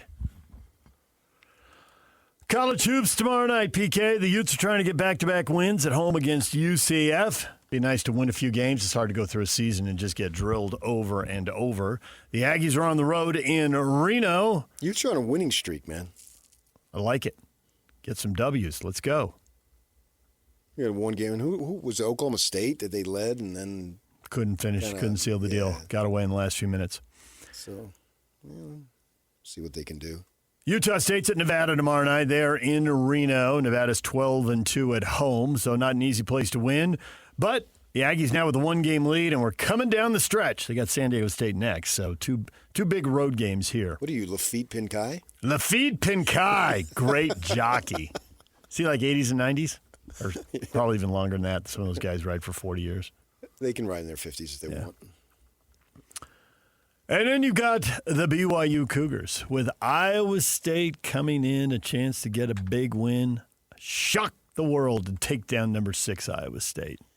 And I went back and listened to what Kevin said after the Arizona game, and I support what he's saying. I agree with him. He's talking about how they're now trying to put this thing together on the fly, and there were some good things. There's no question there were some good things. You got to build upon it, and you got to win, right? And that's the whole idea of having a basketball team. The number one thing. You can do all these other things, but you got to win. And so they have this golden opportunity here presenting itself against a really good team, against a big-time buff coach. He's the buffest coach in college basketball. Those biceps are just impressive. Hockley is the only guy I know who can give him a run for his money. Eddie Hockley, my sister's friend down there from Arizona. And with that in mind, now you've had a week to process it and a week to work on it, obviously with it being the loss of Richie Saunders. And so I have a level of optimism that they can do this. Been a long time since they held somebody to 75 points. To go do that in Arizona, they played hard, and they played pretty smart and limited a lot of easy shots. There were a few exceptions, obviously, with some turnovers that bit them. But it wasn't all bad. I mean, offensively, been a long time, you say? It's been a long time, been a long time, been a long. I knew you were a rocker. Yeah. Underneath that. Somewhere. Past all the dust and the cobwebs. There'd be some classic rock. And Iowa State with a 3-3 record on the road. So you're saying there's a chance. I have a level of optimism for the Cougars. Not that they're going to be able to roll by any stretch. It's going to be every game now is going to be harder for them to win, obviously. Just for the loss of the production and the caliber of player. Plus, the spiritual leader, the heart and soul of the team, the Cougar. And you can look at DeBonsa, and that guy, for only going to be there 1 year, he has ingratiated himself into BYU really, really well, and I respect him for that. But the fact is, Richie Saunders, local kid, LDS kid, mission, it's all about what BYU is about. It's emblematic in Richie Saunders. So he goes down, and he doesn't have a second chance to play college ball. It's over. He can't come back next year. It's done. And so besides the literal production, it's an emotional blow to everyone. And it takes a bit to overcome that. And now, okay, not that everything is solved and forget about Richie. It's been a week now. I'm not saying that. But you have had time to process it. You've had time to get out on the floor, play a really good opponent, play to practice, to go to film room. Mm-hmm. And so I'm expecting a more cohesive performance from this team. Because we saw a week ago where Kevin Young said, Cata's got to play better. He said that in the postgame last Saturday. We did play better. Yeah. He gave us his Cata performance. So look inward to each of these guys, and Cata did what he's capable of doing. Played very well the other night, 4 blocks. So now everybody's got to look at themselves. I got to step up. A lot of these guys who are getting more minutes and a better chance to impact the game now get it for this. Well, I guess the third time. They kind of got it on the fly in the game where Saunders got hurt. They're back at home. Maybe they got a little better feel for it, and role players tend to play better at home. And Iowa State lost at TCU and at Cincinnati, and those teams were both 6 and 7 in the league. And I get there's some people listening to this right now saying, come on, man, BYU is going to be, with this schedule, they're going to be a 500 team down the stretch. That might end up being true. Even if they beat Iowa State, it might end up being true. But that's what TCU and Cincinnati are, and Iowa State lost to both of them on the road. So it could happen. It's intriguing enough. You definitely want to turn the game on Saturday night and see what happens. 8:30 on ESPN. David Locke next on the Utah Jazz. They are in Memphis tonight. The All-Star break is over for the Jazz. They are playing games again. We'll talk with David Locke next. Pablo Mastroeni, RSL head coach, at 8:30. DJ and PK, it's 97.5, the KSL Sports Zone. We are joined now by David Locke, radio voice of the Utah Jazz. David, good morning. Good morning, David James, Patrick Kinahan. Friday, back at it, NBA season, talking to the guys. Oh, my goodness, I'm fired up. Just, it's inspiring to be connected to such greatness in even the most mundane way of just filling time for you so that you can have breakfast. It is just awesome. I have to just applaud you for your focus. I went back in time, that opening question last week from DJ, 2.5 minutes, and you stayed with it the whole time. He took 2.5 minutes to ask me a question? Yeah, the first one. Set up when it went back 40 years of tanking and started with the Rockets in the mid-'80s. Literally 2 minutes and 30 seconds. The history of tanking. It's the longest question in Bonneville sports history. Bonneville sports. It's not, despite the fact that David James will go to the Hall of Fame, it is not in the Hall of Fame. It is not in the textbook of how young broadcasters should ask questions. Well, he got on a roll, man. And sometimes you get on a roll, it's like a wave. It can't be stopped. You just have to wait till it get crushed and start to go down. You have greatness exuding out of you like David James does on a daily basis. He's a basketball genius, too, man. Right. Yeah. No, I mean, it's very hard for us common folk. Yeah. Patrick, to relate to people around the genius that must be David James's brain at all times. I did not have us common folk. I didn't have that on a list of cliches you might throw out during this. 1/3 of the NBA season left. What are you, for the Utah Jazz, what are you most looking forward to seeing in this stretch? I think the kind of number one talking point I've had recently, and I don't think it's one that, Austin or Will can say honestly, but I think is the truth, is that the world just changed on Cody Williams, Bryce Sensabaugh, Kyle Filipowski, and Isaiah Collier. So, and maybe Vince Williams and John Conchar too. And what I mean by that is, it's interesting to watch them develop and try to play well and get better when you're going to win 25 games. But when you're going to try to win 55 games, you got to be good enough. This is a really important, little less than 2-month developmental test. Can Kyle Filipowski be a backup big, either 4 or 5 on an NBA team trying to win 50 games? Can Isaiah Collier can Isaiah Collier do that? Can Cody Williams do that? And if they can't, then it's probably time to make really drastic moves, because we're in it now. And starting next year, we're going for it. And if Kyle Filipowski, Cody Williams, Bryce Sensabaugh, or Isaiah Collier are not good enough to be in that circumstance and play those minutes, then they're just not going to play. Or someone else is going to be on the roster that is going to play. And then if that's the case, then, we're not waiting 2 or 3 more years for these guys anymore. So I just think it's a really, really monumentally important stretch for their careers, and then our evaluation of them. Might even mean you should have them finish games. I agree. So that you can learn. Just a thought. To me, all this tanking stuff is, we're criticizing teams for losing. Well, the reality of it is they're actually trying to win. It's just not right now. And to deny the Jazz 25 games more, another 25, 26 games, an opportunity to get much more thorough evaluations in NBA games, not Summer League and not whatever. It is all about now, not open gym type things. That's ridiculous. It's almost like I want to say, how dare anybody deny the Jazz the opportunity, especially the Jazz, because of the fact that they had all these draft picks that they actually didn't give away and brought in players. Now this is real-time evaluations. How does anybody have the right to say you can't do that?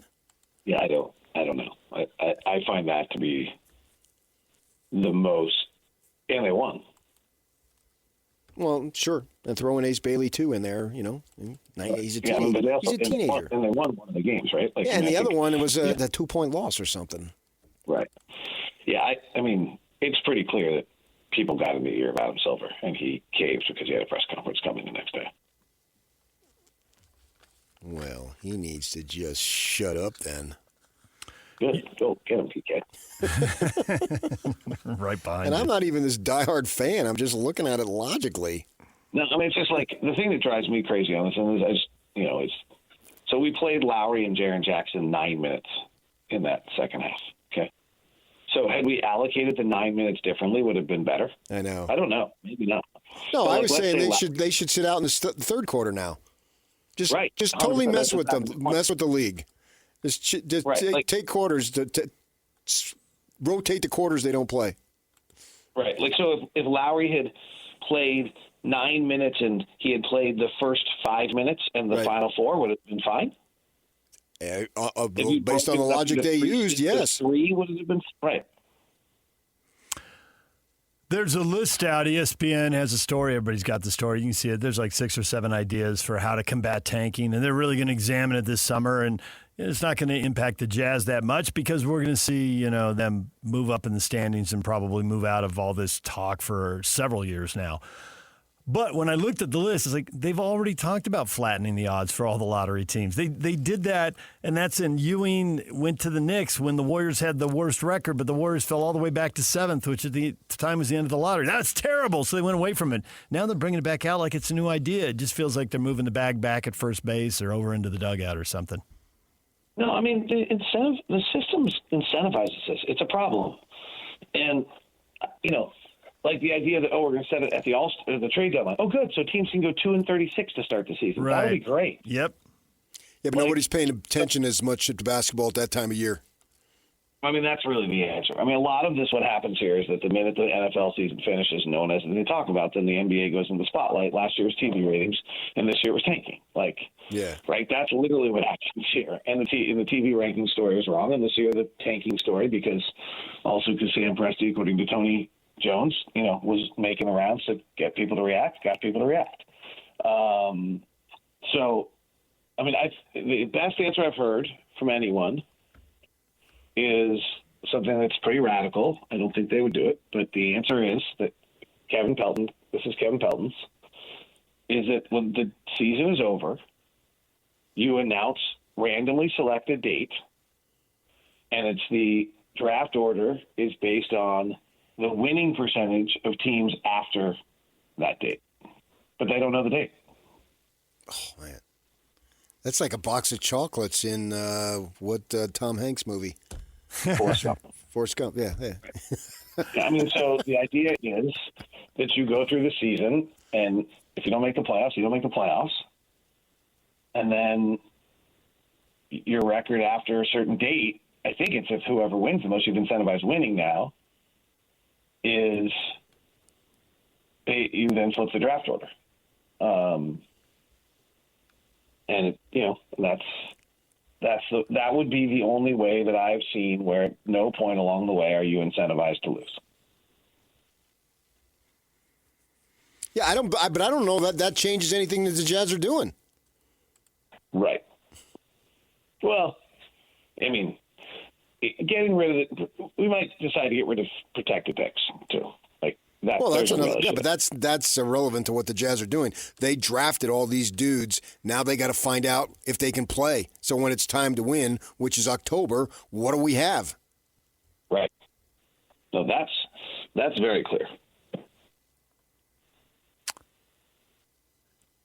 Do you think that is very clear?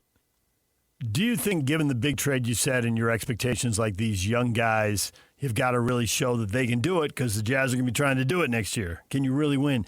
Do you expect this is going to be a really busy summer, or the fact all this tanking is going on is because they changed the salary cap rules and it got harder to make trades, it got harder to sign free agents, and everyone's had to lean into the draft big time? And that really, those unintended consequences from the last labor negotiations are why we are where we are, and the Jazz will be a little handcuffed this summer. I think we have a little bit of a mix because we actually have a few teams with cap space, Jazz no longer, and we have some kind of free agents that are a little interesting. So I think there's going to be a little bit of a mix there. A little thawing, huh? Yeah, like I think Austin Reeves stays in LA, but I'm not sure. I don't think Peyton Watson stays in Denver just because of money. So I think there's going to be some movement there. That'll be interesting. I think Jaw gets moved. There's still some lingering players from the trade deadline that didn't get moved. And then I think from a Jazz-specific standpoint, I haven't talked to anyone, but I'm not totally convinced that these guys that are on our roster right now are bench players next year. I know. You said that. Yeah. If you can get better veterans, I get it. Yeah, like, I don't want to use a name because I'm not trying to call anyone out, but just take whichever of the young players. Like, really, if you're not sure that they can contribute next year, when would they ever contribute? Like, we're in it, right? We got an iteration. This is like a 2 or 3 year window where we're in it, and then the next iteration is after Lowry and Jaren's contracts start to come up. Then we have to figure out what we're doing next because we're going to have a little bit of a money problem. We've paid Walker and Keontae, and then Ace Bailey's contract comes up after that, and whoever we draft this year, hopefully getting a pick, comes up after that. Like, you're starting to make changes. Like, you don't really have 3 years for someone to develop. They need 3 years. But couldn't you argue that that's one reason why you need to keep those guys to make sure they develop because they would be cheaper? If, in fact, they would be cheaper, yes. But I'm not sure they would be. Depending on how good they get and depending on who they are, the market for, a few types of players is always a little higher. Yeah, right. I can see your point. If somebody's willing to pay one of these guys, then, that's a catch-22, right? If they get good enough that they can get paid, then we probably want them. But if they're going to get paid, we probably can't keep them. So it gets a little tricky. Sure, understood. But then if you would be trading them away, you'd be getting back similar financial situations. I think it's going to be very active offseason. You go to a team that has a mid-range veteran on their team, and maybe we'd rather have him who can give us 14, 15 minutes guaranteed without the warts. Yeah, I guess I'm a little higher on some of these guys than you might be. And I realize you don't want to list individual names and you can't really in your position. But I see stuff there. Not that I'm a big basketball expert who knows all this stuff. I see stuff there, but trying to win 50 games is really hard. And if you have glaring weaknesses, then the stuff doesn't get to shine.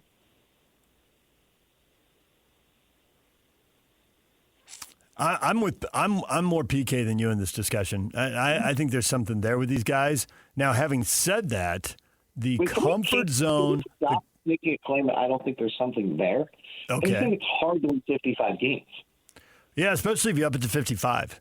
And especially if they think, hey, we've got to be able to win in the playoffs. I think it depends on where they're setting the bar for what they want to accomplish next year. If they want to win 50 in the regular season and lose in the first round, I think they're well on their way to building that kind of team, and I think there's a good chance they can pull it off, noting that that's still a long way away, so we're trying to look way in the future, which is dangerous.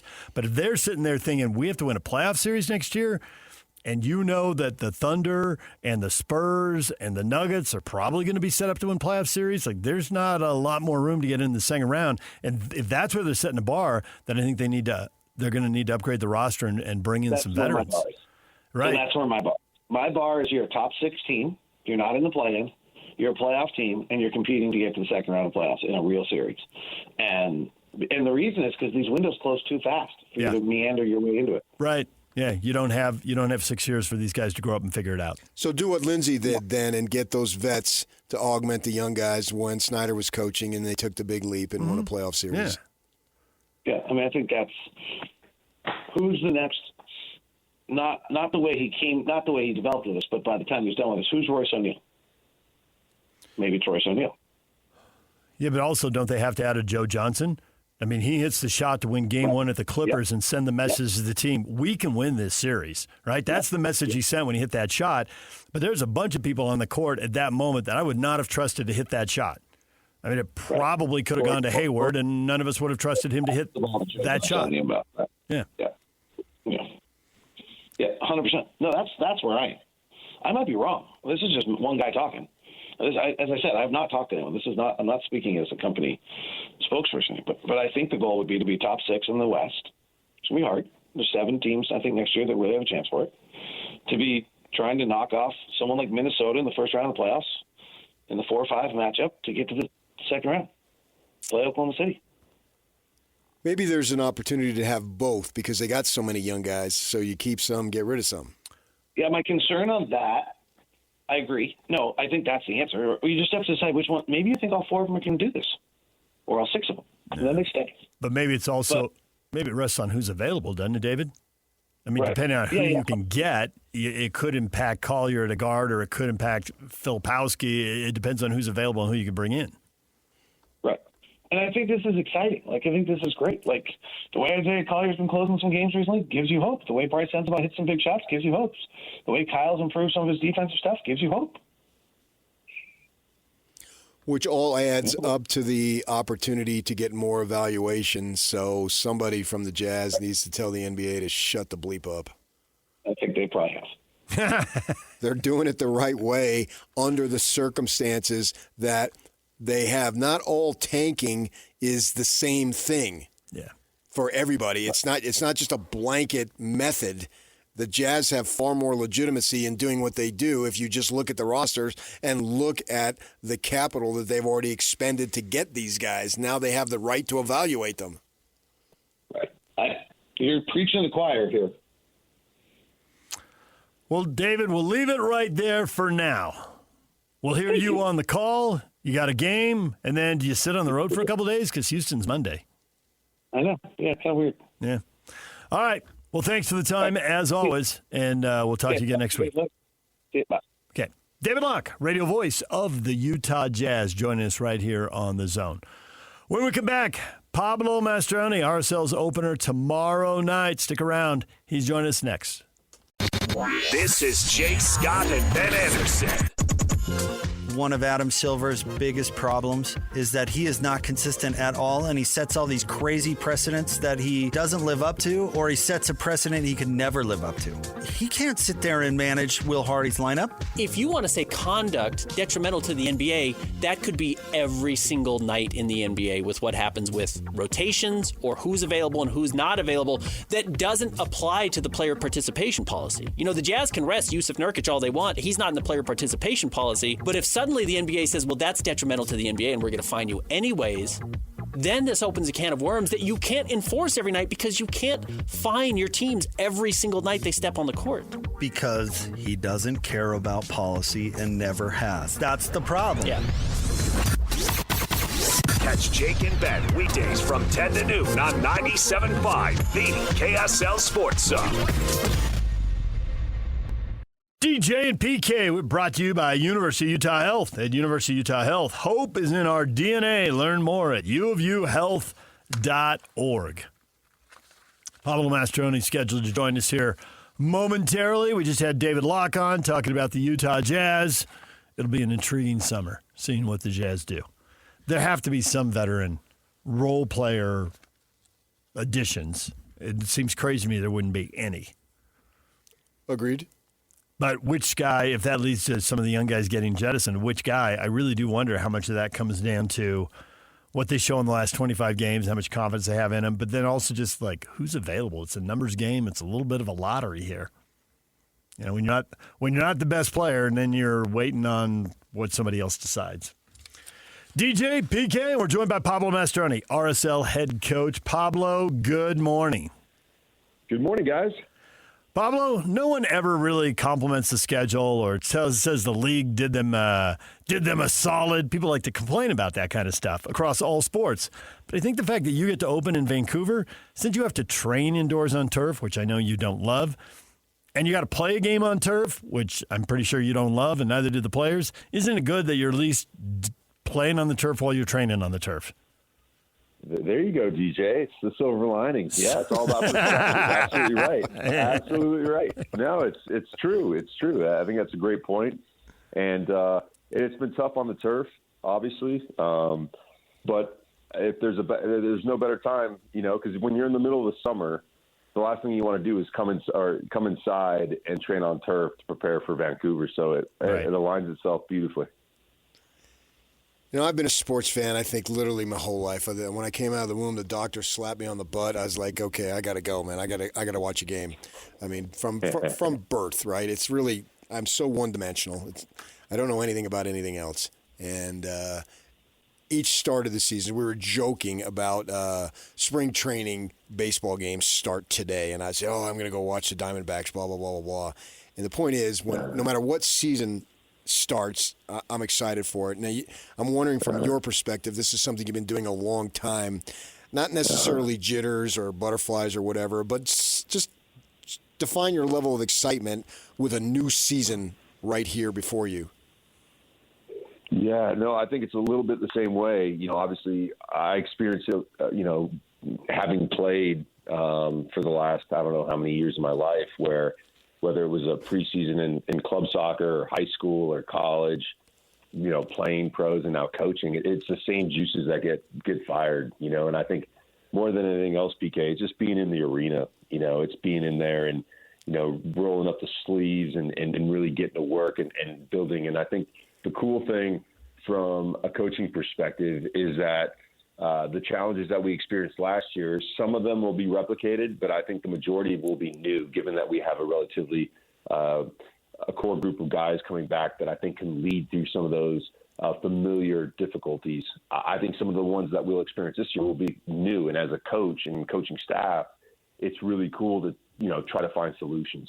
Right. And it's solutions, you know, as far as the culture is concerned, solutions, player management, solutions for the tactical adjustments you need to make during games, given the different shapes that different teams will play. So I think, you know, one of the things as a coach that I pride myself on is being a problem solver. And I think that's the beauty of this job, where you go into work and you go in assuming everything's going to turn out, and you walk out of that, you know, you get in your car to go home and you go, I cannot believe the amount of variables that went a certain way that I had no idea were going to happen. And so I think it's exciting. And then you obviously have a new group of players, and we've brought in quite a few, you know, real quality, experienced players to add to the group. And so, you know, once we get everyone up and going and, you know, the collective on the field, you know, I'm really, really excited for 2026. You like to solve problems. Apparently, you got a few. Apparently, Wednesday's practice gave you a whole new training session, gave you a whole new set of problems. And the only people more secretive than NBA coaches are, well, it's tied really between the NHL and Major League Soccer. They just really like to stay super vague on injuries. So I know you don't want to go into it, but when people see the starting 11 in Vancouver, they may assume that, you know, you were day drinking, Pablo. I mean, this is going to be this is going to be a little unusual, but people should know that this is you playing the hand you were dealt. Yes. I'm you know, I don't consider myself I don't consider myself a tinkerer. I play the cards that are dealt and try to do so in the best way to put the team in a position to be successful. And obviously, as you pointed out, there's some injuries midweek, and you know, and then we have some visa stuff going on with quite a few of the guys that are still up in the air. And so, again, a lot of variables. But you know, here's an opportunity for a few guys that maybe weren't anticipating getting a good run, and now it's, as a staff, how do we prepare them to make sure that they're playing free? They're playing brave. They're expressing themselves. They're not just filling in, right? It's a wonderful opportunity, and this is how some careers are spawned. And our job as a staff is to make sure everyone's prepared. Everyone knows with the adjustments we've made tactically. Everyone's gotten reps in preseason, and a lot of these guys, ironically, played in a couple of games in Portugal together, just happenstance. And so I feel like these guys are going to be in a position to be able to express themselves, to compete the right way, and hopefully at the end of the day get a great result. Every season has its twists and turns, ups and downs. It just doesn't matter the sport. It's just the way it is, particularly these longer seasons that you may have, and everybody's got them at the professional level. So there's going to be guys that may be surprised, maybe disappoint. But, you know, in staying with DJ's silver lining, let's just go for the surprise. If you're going to say some players that you're looking to make adjustments, or not adjustments, but leaps, improvements, I guess is probably the better word. You got some teenagers, you got some guys in your early 20s. I mean, we know guys like Justin Glad and so forth. We know what we're getting there. But can you just speak to maybe some of the guys who have an opportunity to maybe have a breakout that the fans can watch as we get going into the summer? Yeah, I think two guys off the top of my head, Aiden Herzakani, who's been at the academy for a few years now and played quite a few minutes with the Monarchs and had his debut into the league last year for I think 45 minutes. Has been really sharp in preseason. He's an attacking, creative style player, a little bit like Diego Luna, where he can create opportunities for his teammates, but he can also score. He's a left-footed player, really smooth and really balanced, and so. Again, I think the attacking positions are always the hardest to acclimate to at the highest level because the speed of the game is exponentially faster. And the games he's played and the competition he's gone up against has been of MLS caliber and has done a really good job. So that's Aiden Herzakani. The other one is Luka Moisa. And to be honest, he's a player that I had zero expectations heading into preseason. He represented the U.S. in the Under-17 World Cup and plays in the middle of midfield. The one thing I can say about Luka is that he's got sublime awareness and high soccer acumen. And even though he's a bit diminutive and hasn't really grown into his body yet, he's 17 years old. Who has? Right, exactly. No, it's incredible. And so, but the fact that he can hang in these games and even be solid in these games to me is a shock, because I go back to when I was at Thunderbird High and I was his same size, and I'm playing high school games against Greenway and now he's potentially playing against Vancouver, the Western Conference champs. And so these guys, these are the two players that I think can really have breakthrough. And again, the way I'd like to say it is, it's not so much this year. Because I don't think it's fair to say that this is going to be their year. But what I'm saying is they have done well enough to step on the field this year, contribute meaningfully. But when that breakout happens, it's in the next year or two, maybe even three. But they're trending in a direction that is really, really good for them at their age.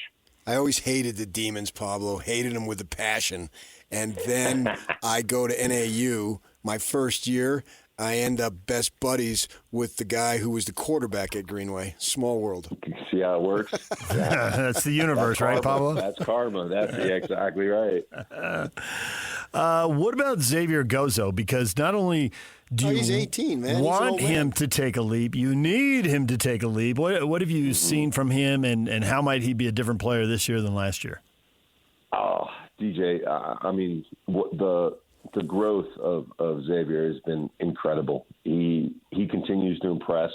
I remember when he first got to the group last year, as far as 1v1, he was very one-dimensional, where if he played on the right side, he'd take his touch always to the right and end up getting bodied by a bigger defender. Towards the end of last year, he really spent a lot of time coming onto his left foot, and now defenders are thinking he can go right. If he pushes it past me by right, there's a good chance that I don't have the speed.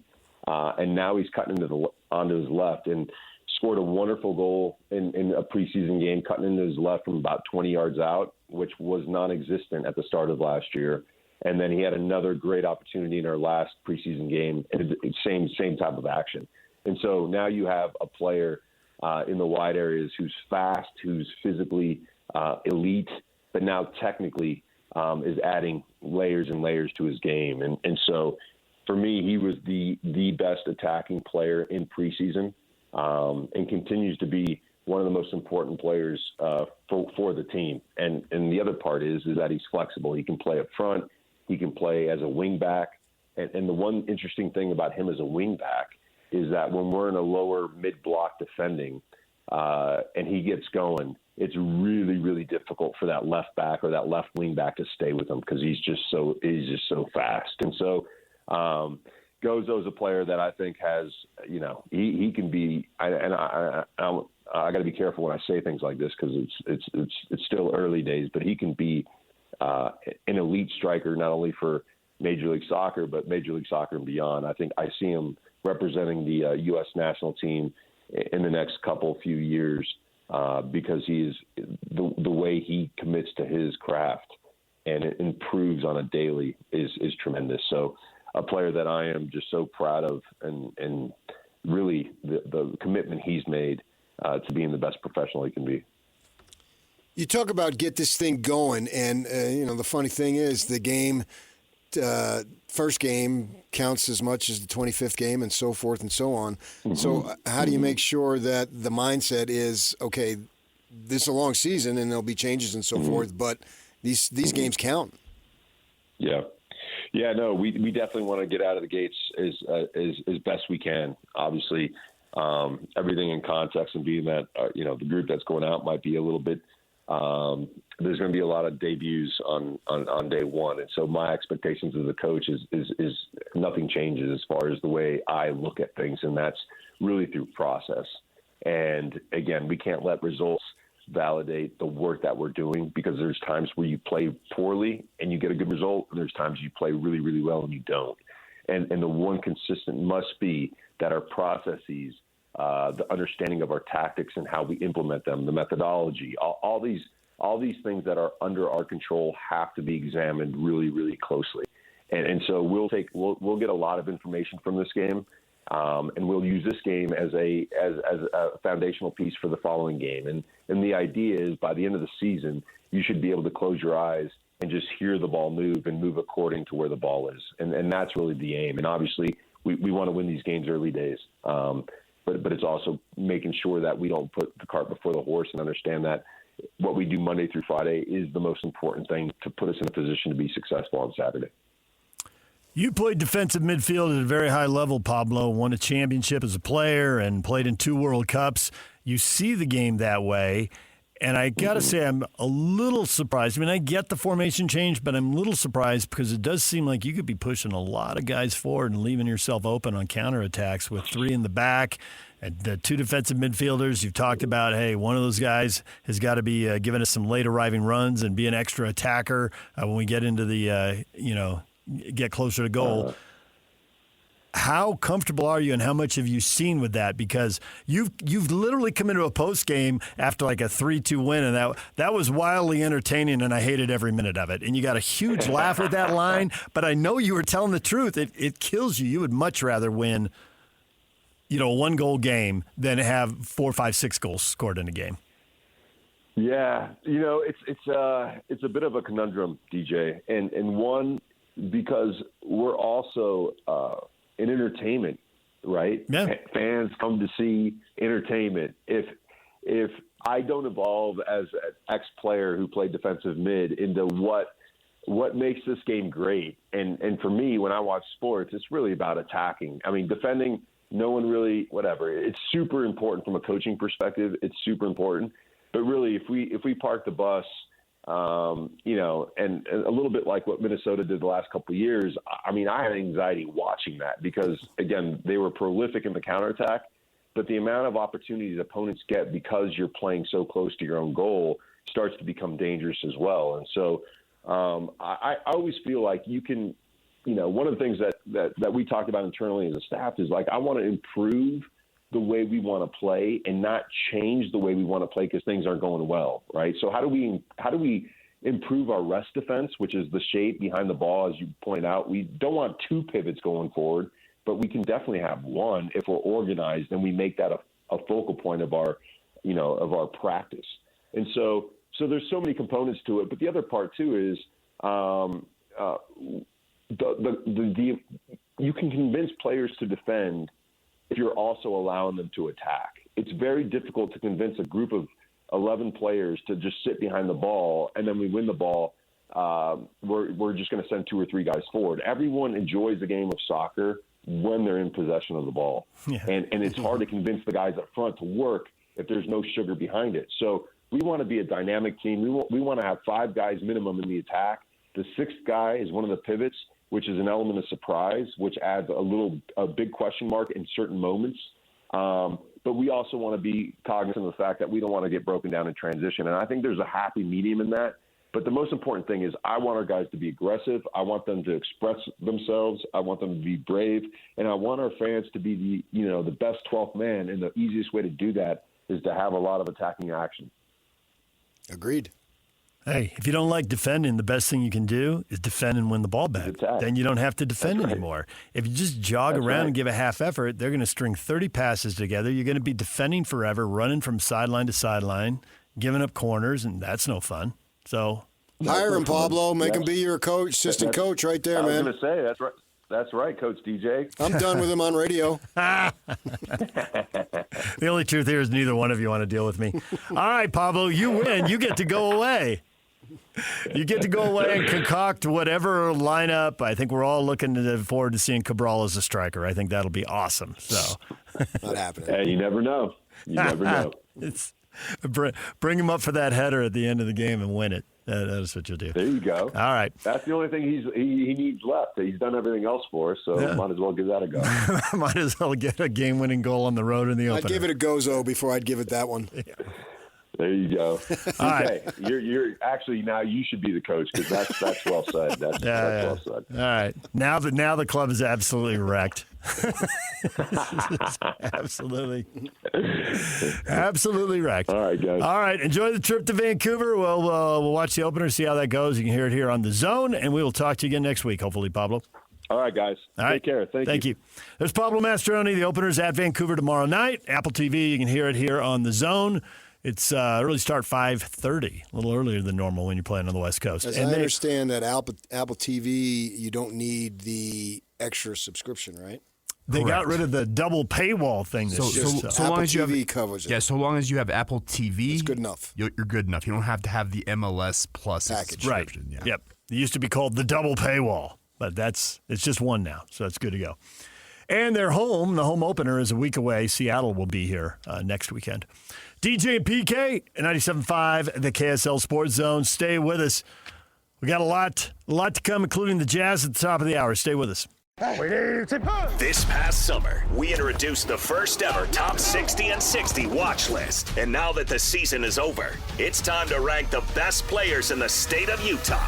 It's the Top 60 and 60 ranking show, presented by Kenny J's Barbecue. Coming up this Friday, the Zone will rank the players that made the biggest impact on the state from the 2025 season. Live from Kenny J's Barbecue at the District in South Jordan, it's the Top 60 and 60 ranking show, presented by Kenny J's Barbecue, where you can get 10% off your catering order at KennyJ'sBBQ.com. This is 97.5, the KSL Sports Zone.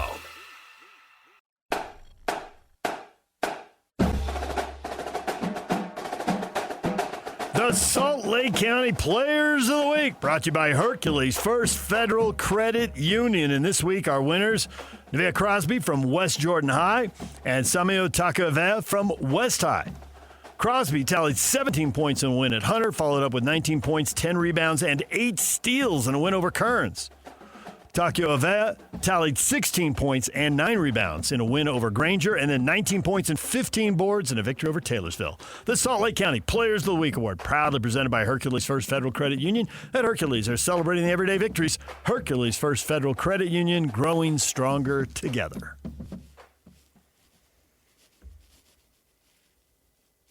PK, we have many things coming together all at once. We've got gold medal just awarded in women's hockey. We've got semifinals and then the gold and bronze medal games Sunday for men's hockey. We've got the NBA restarting. We've got several intriguing college basketball games Saturday night for the local teams. And we just had Pablo on. RSL's season opener is at 5:30 tomorrow. So, with all of that, there's also spring training getting started. Yeah, that's where I'm going.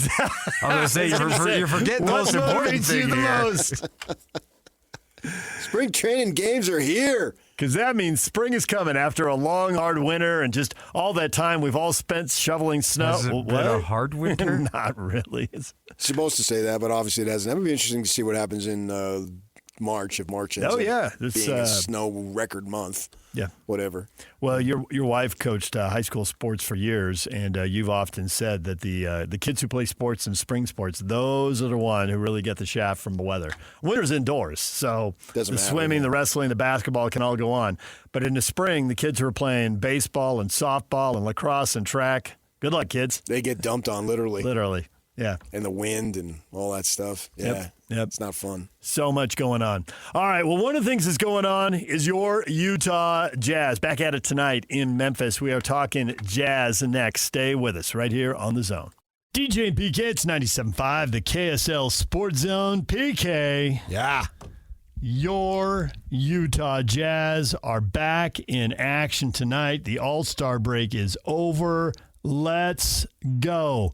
26 games to the end of the season, 26 games to the end of the tank, and then we can talk draft, and we can talk off-season acquisitions and comings and goings, and then start to try and figure out where they might stack up in the West next year.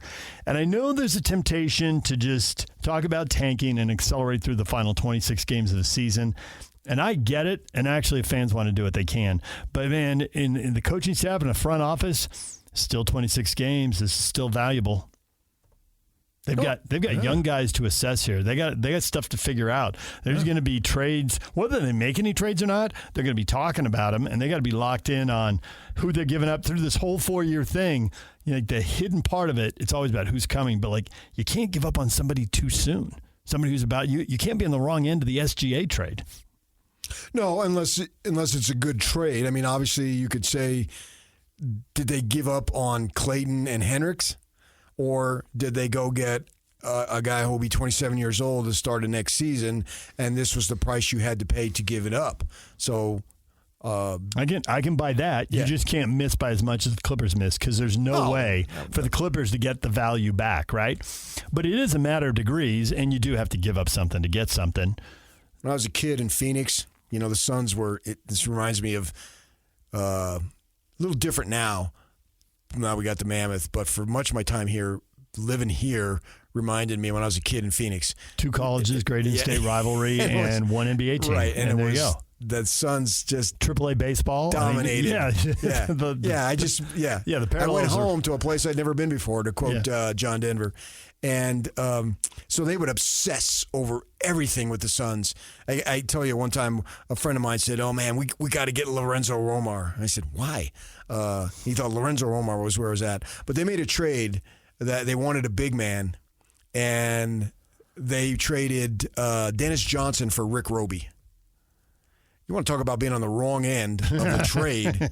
And Dennis Johnson, Larry Bird says it was his best teammate, And so Dennis Johnson was a really good player, a San Pedro kid from California. Multiple NBA titles. But played really well. That was an awful trade. So certainly you don't want to do that. And I think the Clippers giving away SGA for Paul George was not good.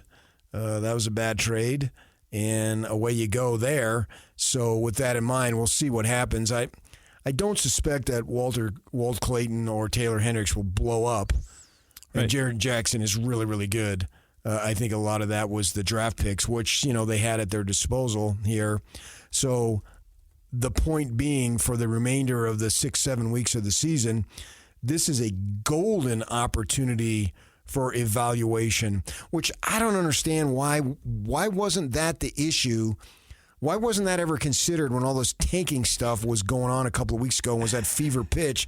Like I said, we want to evaluate our guys. We're not going to make the playoff. We could play these guys every minute of every game. We're not going to make the playoff. Why are you denying us the opportunity? Because so few teams have as many young guys through the drafts picks that we acquired when we made the trades. And G League, Summer League, pickup ball, those are all fine, but nothing compares to actual NBA basketball. That's a great argument, but it doesn't satisfy the NBA team that's complaining. At least one NBA team is complaining, and 2 gambling companies are complaining, and the commissioner has a high-profile press conference in a few days. Now, the commissioner isn't going to do much media between now and the playoffs. I'm sure he'll pop up at playoff sites and do it. But by then, the storyline will have Well, he always done. does a little State of the Union. State of the Union at the All-Star break. Yeah. At the finals, yeah. Yeah. So this is a golden opportunity for all eyes to be on Cody Williams, to be on Collier. Collier, for sure. Continuing with Sensabaugh. Yes. We know the guys who they are. Vince Williams Jr. as a new guy to the team. And then they got these new dudes, too, that they've only had for a couple of weeks. What are they going to do with Conchar, right? Yeah. John Conchar. I mean, he's 29. The Lion. He's not a young guy, but he is signed for another year. And at $6 million, he could go into trade, but is he useful? What is your rotation going to look like next year? What can he really do? Right. Where are you going to slot him in? Yes, I don't understand why this is against somehow protocol and runes integrity to get a big-time evaluation on each of these individuals. Yeah, absolutely.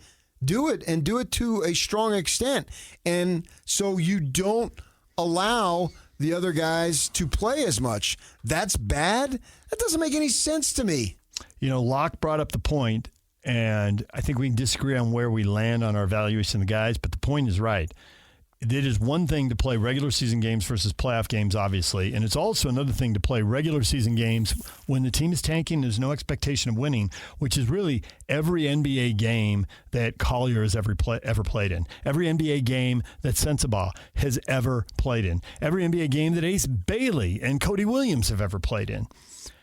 I think from what we've seen of them, I think when the competition is more real in the regular season, when they're fighting for something, I think these guys have established to the point that I think they can play backup minutes and be rotation guys, and that'll work. I think when they get to the playoffs or when they're playing elite teams in the regular season, it's really going to show. They're going to be teams with better benches. But there'll be a lot of nights that these young guys, as bench guys, I think they can perform pretty well and help them win games, especially given what I think the starting lineup is going to look like.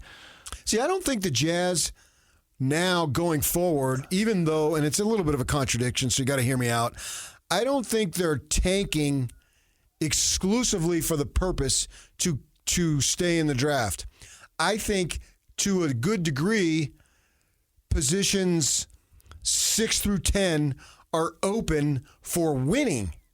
And they're going to try to win next year. That's an absolute fact. Even Presti of Oklahoma City and Adam Silver or whomever, Doris Burke, the great minds of the NBA, they all can see the Jazz are using this time to evaluate who are our rotation guys when we start to win. And it's not like some of these teams, they tank this year, they're going to be tanking next year. Who knows when the tanking is going to be over? There's really no plan. Their plan is to lose for losing sake so they can get the highest pick possible. The Jazz, yes, they're losing to keep the pick, but they're also evaluating for the distinct purpose and real purpose of winning next year. That's an easy argument to make. It doesn't take any stretch of the imagination to make that. Because I think it's not only about winning next year, it's also about what trades they may or may not make this summer, and also who do they pay and who do they keep and what are they going to do. All these guys are starting to come up against the point where, okay, you got a team option to check out Sensabaugh for another year and Vince Williams for another year, but you're going to have to make a decision on paying them. And if you go right to the end without cutting a deal, some of these guys may get extensions. We'll have to see. Now, at what price, right? Walker Kessler could have gotten an extension last summer, but he didn't. And, how much tension is there over that? How big is the gap? How big is the gap now versus how big was it, back in September, October, whatever, Plus when they weren't coming together? Changed dramatically since then. And so, all of these things weigh in. The coaches are probably more concerned about, hey, develop these guys, get them better. But the front office is thinking, do I want to cut a deal with this guy? What's the number? And can we get that figured out? And will the guy agree? And will we get it across the finish line? Yeah. And then the phone's going to ring about some team, trying to get some player. It's inevitable. Mm-hmm. Yeah, okay. Right. All those things are factoring in. And it starts tonight. I was surprised that Locke had dismissed Collier as much. I know his shortcomings. We all know them. Yeah. But running an offense is not one of them. And when you're amassing this level of assists to turnovers, that's valuable. Collier has a place in this league, man. And there's a deficiency there. I understand. Okay. But there's also other stuff that he can do. And I can go down the list with all these guys. And obviously with Ace Bagley, you're not looking for him to be a rotational guy. That's not the goal here. No, the goal with him is to play him, develop him. To me, that's one of the big arguments for, aside from keeping the pick, obviously, we're just setting that aside for now. One of the big arguments with going a lineup out there is make Ace Bagley the featured guy in the fourth quarter or for entire games and say, Ace, this is what it's like when a whole defense is geared up to stop you. You're going to have to get used to this. Yeah, that makes me nervous, though, that they might win. If the whole defense is geared up to stop, if he's the best player on the court, I'm thinking that team's small. Right, but suppose he succeeds. Well, if he's that good that he just starts taking over one game after another, then they'll shut him down too. I do think he can get his shot perimeter-wise off about anybody because he's taller. He's athletic. So we saw it a little bit in the Miami game, right? They lost Orlando, won Miami, right? Mm. I thought he just continues to show signs. I told you a few weeks ago that if it may come to the point where they have to sit Sensabaugh or Collier or Ace. I mean, we already know they're going to have to sit Keontae and Markkanen in games. They're going to have to, or they're going to win too many games. But some of these other guys may have to sit too, depending on what happens. I mean, they could see some very watered-down lineups going forward. And these guys, I think they're good enough to beat those lineups. Right, so that's why I'm nervous. I want to see Sevi be the featured guy. Sevi Ballesteros. Sevi Mahalawu. Svi. I want to see him be the featured guy. I can see his minutes going up. Absolutely. What is George in his third year or fourth year?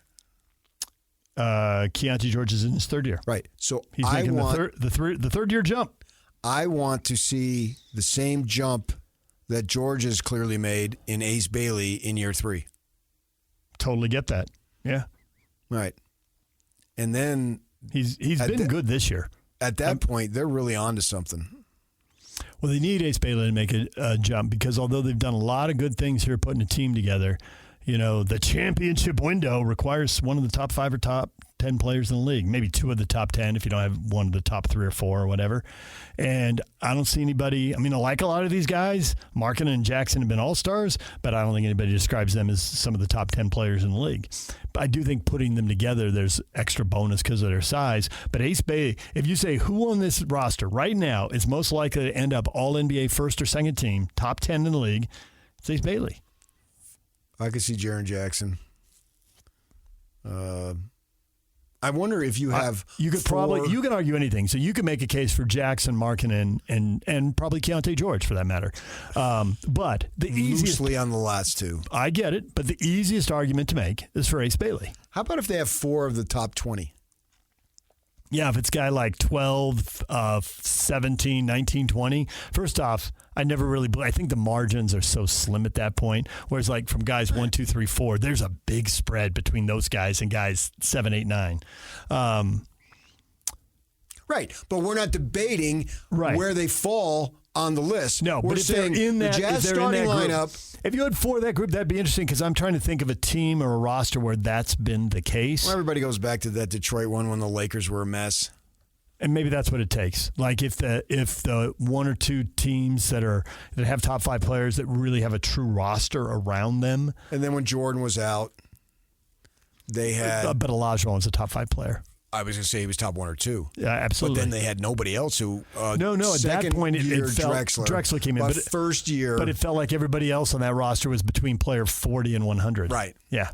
And maybe they got lucky because Jordan was out. Yeah. But so what? Doesn't matter. But I just wonder, especially if the top 2 or 3 players aren't that massively separated.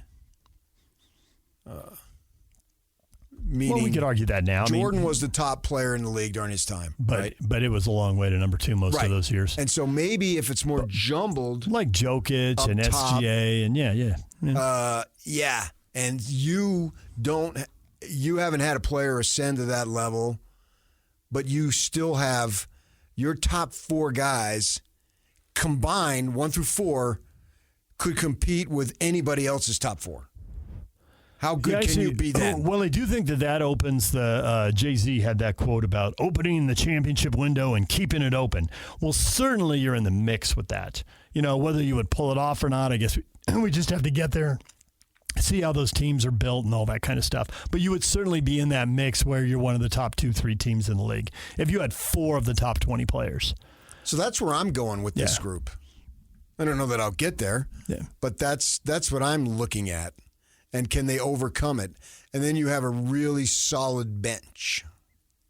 Because they sort of had that in the Gobert-Mitchell years. Yeah, they had a good bench. Yeah, they had the 6th man of the year, and they had the runner-up in Bagley. Right, but I meant... But down further. The bench, they had the really good... I understand that. Yeah. But I'm talking about... Oh, at the top. Yeah. Yeah, I wouldn't say they had 4 of the top 20, but I get your point as far as Gobert and Mitchell were way up there. And then now I'm trying to think of the whole starting lineup for that era. And then Bogey, where would Bogey have been? I mean, he was kind of one-dimensional. Like, he shot it and he scored. They had to really get on to rebound. There was a game in Houston, I remember once, like 35 points and 1 rebound or something like that. He joked about it. Yeah. That wasn't his game. No. But, I mean, they didn't have the elite defensively in Gobert. They did, but they didn't have that. But yet they were still pretty good. And obviously they flunked out in the postseason. But then that you have to hope that you're a little bit better at that point. And I think that the potential of this group is better than that group. Yeah. I can see why you say that. I can absolutely see why you say that. They were a game away from making a conference final. They were super dependent. Well, they were 2 away, weren't they? They lost in 6 to the Clippers. They would have had to win 6 and 7 to get there. Right. But I think that, I can see where the skills build off each other. It's not like Markkanen's a shot blocker or a big defensive stopper or something, but when you're the 2nd or 3rd 7-footer, I mean, it just gets hard to pass the ball because, like, if all the 7-footers stick their arms out, like, passing lanes are just shrinking literally left and right. They could become a really good – they've been a terrible defensive team, literally bottom of the league, number 30. But that could change pretty quickly and pretty dramatically if they re-up Kessler this summer. I think they will. Yeah, and those 3 are on the court. You could always have 2 of the 3 on the court, and sometimes you're going to have all 3 on the court. There's no reason why Bagley can't be a good perimeter defender. Yes, yeah. And again, you'd have a guy who'd have size and length. I don't think that there'd ever be a Jazz team. They have more talent and more cohesiveness and more continuity.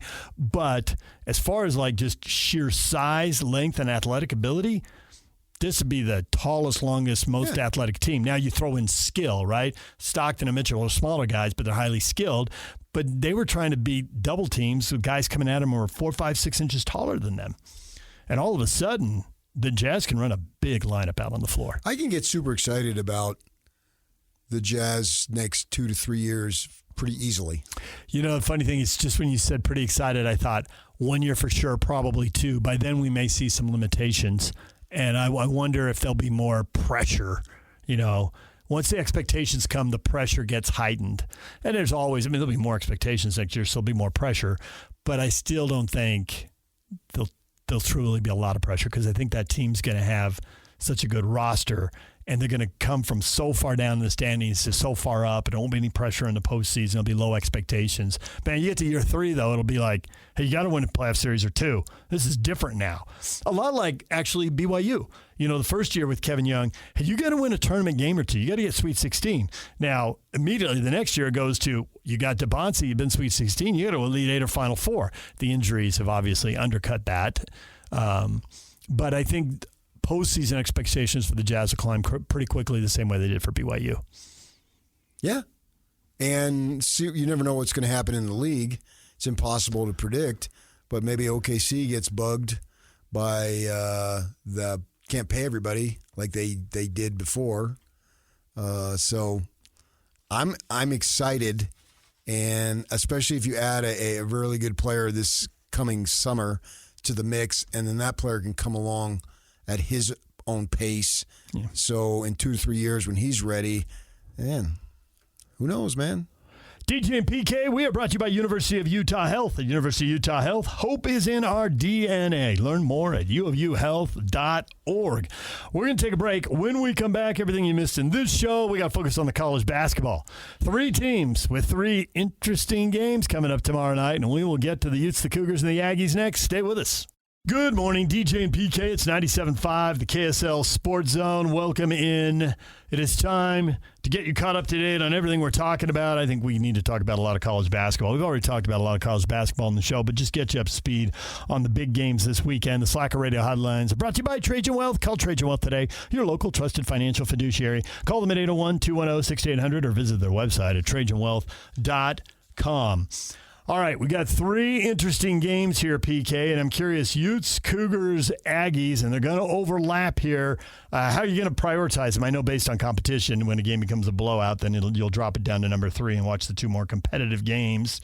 I didn't think I was going to spend as much time watching Utah and West Virginia as I did, but I thought that ended up being a wildly competitive game. Plus the reviews. My gosh, games come to a grinding stop sometimes. I was getting sucked into the Ute game. It started half an hour earlier, and then the Cougars started, so I went over, and I want to go back and watch the Utes. It's like, oh, they got a review. It's easy to go watch the Cougars now. And there's a commercial break. I go over, they got another review. It's easy to go back to the Cougars now. That thing just dragged on. Sidebar, Your Honor. Just have one referee. So they save money. Gosh. And then go to reviews every play. Utah, they win a game. Can they get back-to-back conference wins? They're hosting UCF. BYU, can they take down a ranked team, Iowa State? Utah State, they've been crushing everybody at home. This has been a great run. Now they got to go on the road to a Nevada team that is not great, but is good, and they've been really good at home, 12-2. So can they go to the old Lawler Event Center and keep rolling in Reno? Most intriguing game for you? Oh, it's BYU all the way. There it is. Number 6, Iowa State coming in. Can the Cougars do it shorthanded? I'm planning to go to that game. Oh, there it is. So you won't be doing the channel surfing thing. You'll be there and locked down on it. Well, nothing against the Utes, but not playing for anything. They are not. And a little momentum, a little confidence, maybe something that helps the guys think we made progress, and for the younger guys to come back for Alex. I think Aggies have reached the point where their season will be determined by an NCAA tournament. It's clear they're going to be in. What are they going to be seeded? Yeah. That's what they're playing for now. Right. So that if they win 2 games, who cares? BYU is also playing for seeding, but they're playing for identity in the here and now with the newly reconfigured lineup after the injury to Saunders. Yeah, I think they're playing for, hey, to show the world we got this. That's what they're playing for. We got this. Do you have this? Beat Iowa State, and then it opens a conversation about winning out in the regular season, because Iowa State is clearly, especially with the injury to Toppin at Texas Tech, Iowa State is clearly, on paper, the most difficult game left. And sure, Cincinnati and West Virginia on the road, but Iowa State's 23-3 and number 6 in the country, and they're all sorts of fantastic. And the Cougars hung in there against Arizona. That's a tough first game without Richie Saunders. You would have liked to, at least with Dawson Baker, they've had a good while to not overcome it, but deal with it more appropriately with his loss. So Richie was a massive blow, and it was a massive emotional blow, and then you got to go on the road to play Arizona. Right. It's pretty tough. Yock brought up the point yesterday that Iowa State's 3-3 on the road, that for all of their success, 23-3, ranked 6th in the country, 10-3 in conference, all these great numbers, 3-3 on the road. In their most recent road game, they lost at TCU. So if they can lose at TCU, and they've also lost at Cincinnati, if they can lose at Cincinnati, why can't they lose at BYU? The third road loss is at Kansas, and let's face it, a lot of really good teams are going to go to Kansas and lose there. Their road wins in conference, Oklahoma State. Kansas State's terrible. Oklahoma State is decent, and they won at Baylor by 10. That's a nice win. So they're capable of winning nice games on the road. I would certainly think that the Baylor and Oklahoma State wins are nice wins, because not only do they win, but they beat Oklahoma State by 13. Yeah. And Baylor by 10. So good wins for the Cyclones on the road. So you don't really know what you're going to get. They could come in and take it to you, but you could come in and take it to them. It all hangs in the balance. Yes. And the crowd will be energized.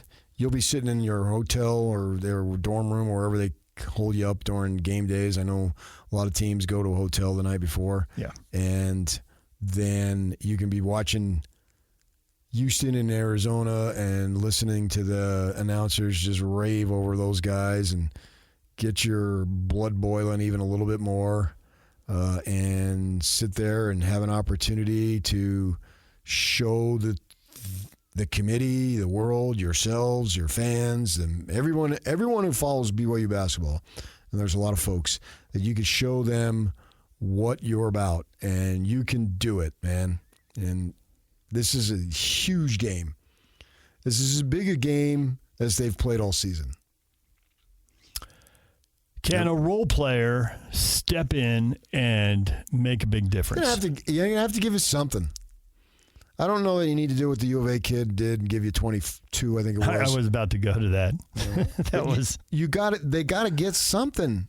And I don't want to hear about the injuries relative to the lack of role-playing production, because that's two different things. It is. So guy Nate becomes a guy who was a guy 8, is guy 7, guy was 7, is guy 6. Like some of these guys, you're not swapping out 5 guys here. Right. It's one guy. Now you've got to do a little more, and certainly in the case of someone like Davis, his role definitely expands, right? He's now the third scoring option, and he gave him 10 points on the road in Arizona, maybe even 15 at home. Why not? Well, he didn't take that many FGAs to get that. Exactly. And he got fouled and made all of his free throws. I didn't think the stat line was reflective of some of the good things he did. A player like that normally isn't. Right. But I was specifically looking, like when he gets the ball, if your feet are set and you're wide open, you take the shot whether Saunders is healthy or not.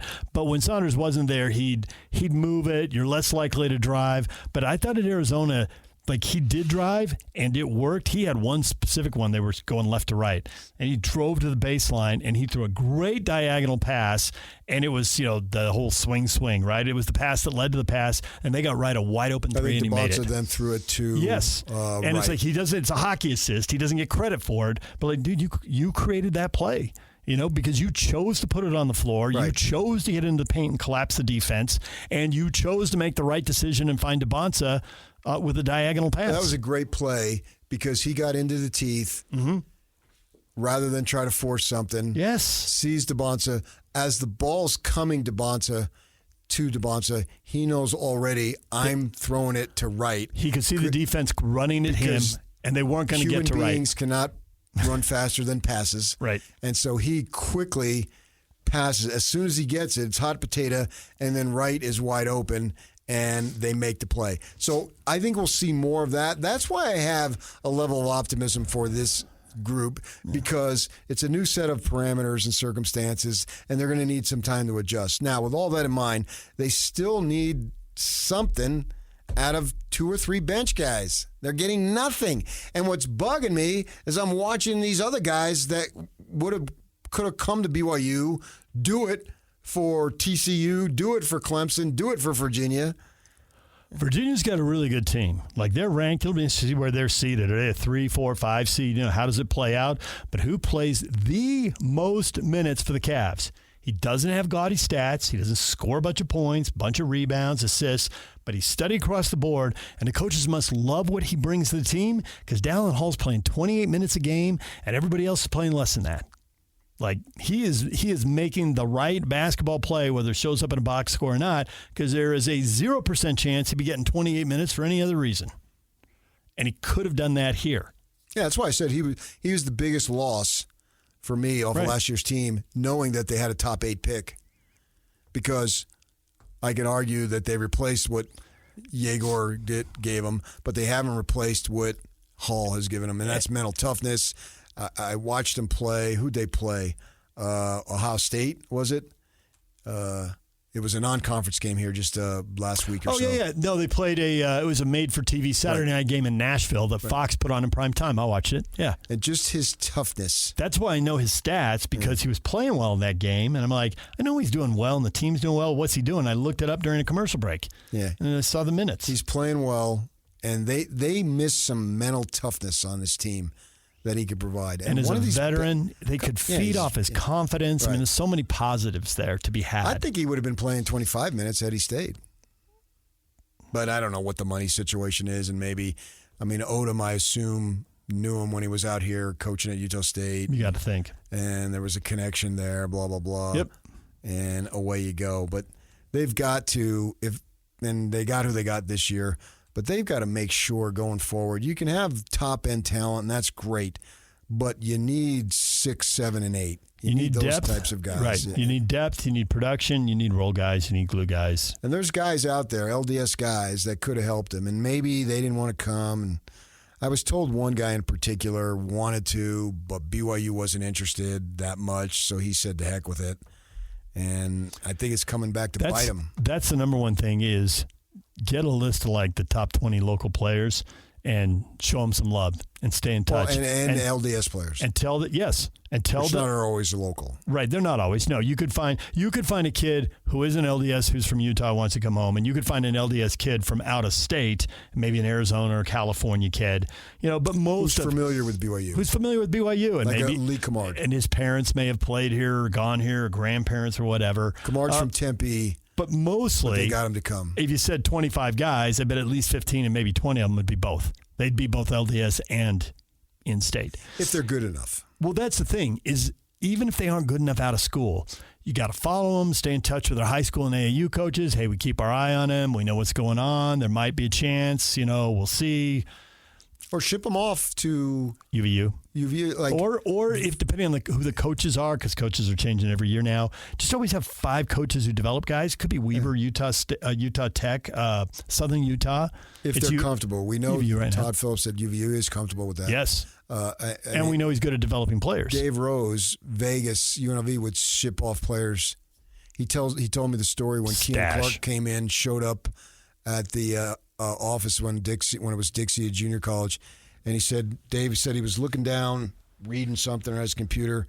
He said he hears a voice, coach, and he said so his eyes are low, and it goes to his feet, goes to his calves, goes to his knees.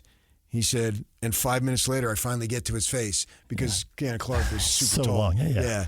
6'11" string bean. Right. Do that, man. Got to do something. You have to do something to get better bench production. I think keeping track of those 20, 25 guys who have ties for one reason or another, or sometimes more than one reason, and bringing them back. I mean, they do it to a degree. Who's the kid from Corner Canyon? They recruited me. Kozlowski hasn't played. There have been injuries and all that. They have brought in local guys and tried to develop. It hasn't paid off yet. Yeah. But you've only got 3-4 spots on the roster maybe for that kind of player. So you got to keep track of the other 10, 15, 20 guys who might be good enough in a year or two, depending on how they develop. But you need those guys to be good the second you get them on campus, because if you keep going after the one-and-done guys, there is no future. Kozlowski has no future with DeBonsa. No.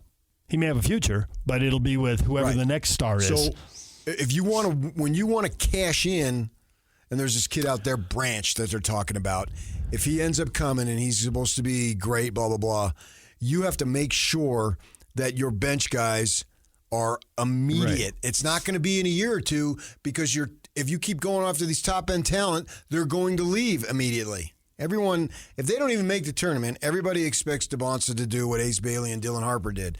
They were out. They didn't make the tournament at Rutgers. Yeah. So what? They're gone. So, there's a lot made about NBA coaches coming to college, and I think the transitions are tough for multiple reasons. But one thing the budgeting is, however much money you've got, whatever it is, even if you got the "we won't be outbid" quote, do you spend two guys? Do 2 guys get, a quarter or a third of the money? So ultimately, a half to 2/3 of the money, 50 to 67%, because they're these high-end one-and-done prospects, right? And then there are a couple guys who maybe are going to be in college 2 or 3 years. They're pretty good players. And then can you fill out with the rest of the money, fill out the rest of the roster? I don't know what the equation is, but there's some equation like that. And clearly this team's top-heavy. And this is just something, NBA guys coming to college, and they probably didn't have much say in the front office. They're bringing coaching experience, but now they got to run the front office part of this. And if you don't get that right, this is why they're all hiring GMs, to get this right. And so I assume they better be drilling down deep into this and figuring out what that equation is going forward. Most especially now, tomorrow night, they got to find a way to go out and get a win. That changes everything. Changes the whole look of the team. For the positive. Yeah, they need it. Yeah. Now, if they lose, if they don't find someone to be their Anthony Del Orso and give them a big boost outside of the star players, then we're going to be saying in the next game, well, now you can change the story for the negative. You better win. That's just a given. And a loss would send a message that is devastating. So, like, there's not everything, but there's so much hanging in the balance the next game or two. Right. I agree. Yep. All right, Utah State, they're going to win in Reno. They're going to take care of business. I don't see any reason why they don't. I just don't. I don't see any reason why they don't. Yeah. And that sets up San Diego State for a game that would be, if you win that, you're going to be the regular season champ. You're going to be the 1 seed in the tournament. Even though there's still, I think, 3 games to go at that point. You'll have a 2-game lead in the league. You will be. If you ask me which would I rather have for Utah State? San Diego State. No. I'm talking about regular season title or conference tournament title. I'd rather have regular season. Means more? Because you don't need that other one. That's a 3-day tournament. Yep. That's not a season. That's what you need when you're on the bubble or on the outside looking in. Right. Because I need the automatic berth. Right. I don't want to be sweating or disappointed on Sunday. Right. They won't need that. No, if they win the regular season, they are in. Absolutely. And if they can go ahead and win the tournament, I'm not saying discount it, but I'm saying if I had to choose between the two. Yeah, I get it. Majerus has drilled that in my mind for a decade. Yeah. He was 100% on board with the regular season. And that was in an era when it was a true home run robin. It's a little different now. You're missing a few teams in the Mountain West. You're barely playing anybody twice in the Big 12. Yeah. Although you are playing everybody once, so there's still more truth to that than there is to a 3 or 4 game tournament. Yeah. Yeah. And then you got the Utes. You know, you were complaining a couple days ago, about the possibility of you were barring trouble from the future. Well, what if all these guys leave? I think that's what's at stake for Utah right now. Show some progress and some positivity so that, man, if a guy gets an extra $200,000, $300,000, $400,000, he's going to go somewhere else. And if he gets $200,000, $300,000, $400,000 more at Utah, he's going to stay. But assuming that these coaches get better at pricing guys' value, when the deal's about the same, you want these players to think, hey, we got better over the course of the season. This guy coached me up. I got better. We got better. Why would I go chase another $25,000 or whatever over here? So beat UCF at home. It depends on where that $25,000 is.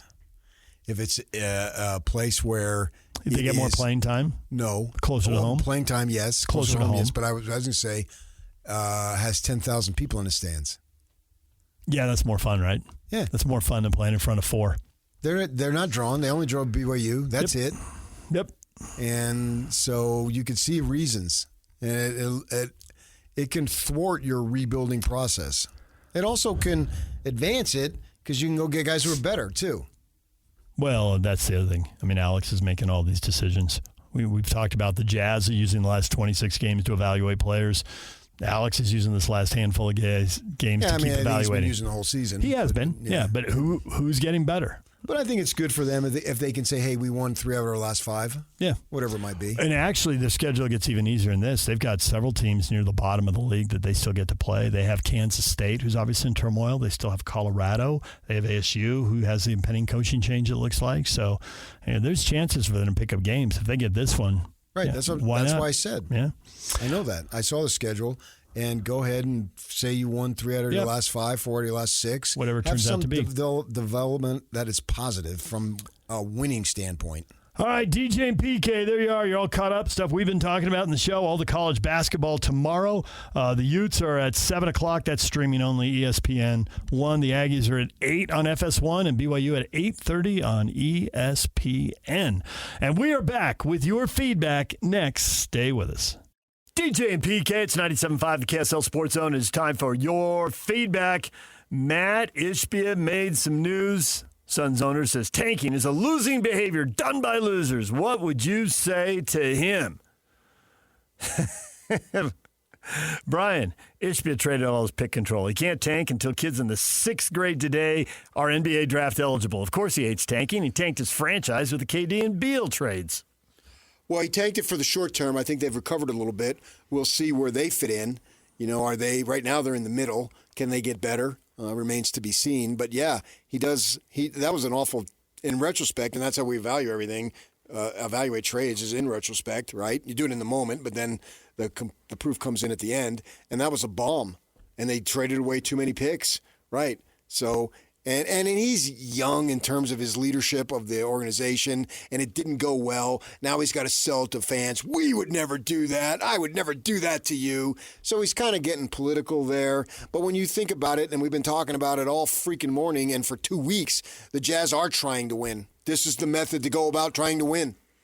Jeffrey says 2 words for the Suns. DeAndre Ayton. Granted, that was prior ownership, but it's the franchise history. DeAndre Ayton, yikes. That stings.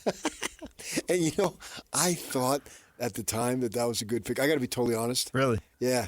I didn't know about this Doncic guy. Boy, I was wrong, but I don't suffer any consequence for being wrong. Right. I don't care. You also don't spend millions of dollars flying around the world nonstop evaluating these guys literally for years. Right. I mean, the investment in time and energy, I think it's very underappreciated how many jet-lagged days they have staggering into gyms to watch somebody. But if I'm the Suns with that leadership at that time and that ownership, I say, oh, yeah, ours sucked. But look what the Kings did. They took Marvin Bagley. That's even worse. There's a long line of big mistakes at the top of drafts. On Markelle Fultz. And look what Dallas did. They traded Doncic. Great draft. Terrible trade.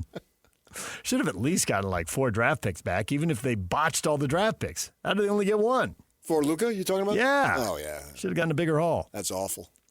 Harley's with him, though. He says, Ishbia is 100% right. I've been saying it for 4 years. I'll never cheer for losing no matter the circumstances. I understand why they tank, but they're still losers, along with every fan actively cheering for the losing. 1 year, okay. 4 years, pathetic. I got to say, if we're just coming clean on stuff I thought this was a 1 or 2 year deal because they'd seen Danny Ainge do a 1 year rebuild in Boston and a 2 year deal. And what I wildly underestimated was how locked up the trade market. I always thought he'd make a trade that jumped the thing forward and sped it up. And they just did with Jackson, but it took 3.5 years to make that trade. They didn't have any players that were going to allow it to jumpstart. You got to have players, too. You're just not going to make trades for draft picks, and then all of a sudden we're good to go. Wasn't the Jackson trade mostly? I mean, Memphis is starting over. But they have players now. They do have players. That's what I'm saying. I got to play, but I just don't think the players were really what drove that pick. I mean, they wanted him, and they had to put some in for salary purposes, and they got some young players who may turn out to be nice players. Oh, that's Memphis's deal. I'm saying the Jazz had to have some players that they could build upon. They didn't have Kessler. He has to develop a little bit, and then he doesn't play this year. I still thought there'd be a big trade to move it along. Obviously, I'm wrong. Tell me I'm wrong. But you're not wrong. It is now. Well, it is now. I just didn't think it'd take 4 years. I thought it'd be more like Austin saying, get off my back. It only took 1. Austin did do it quickly. And then Danny would be like, well, yeah, but look at all the players and picks I built up for you. It's never one thing. It's always a lot of things. All right, we're out of time. Jake and Ben are up next right here on The Zone.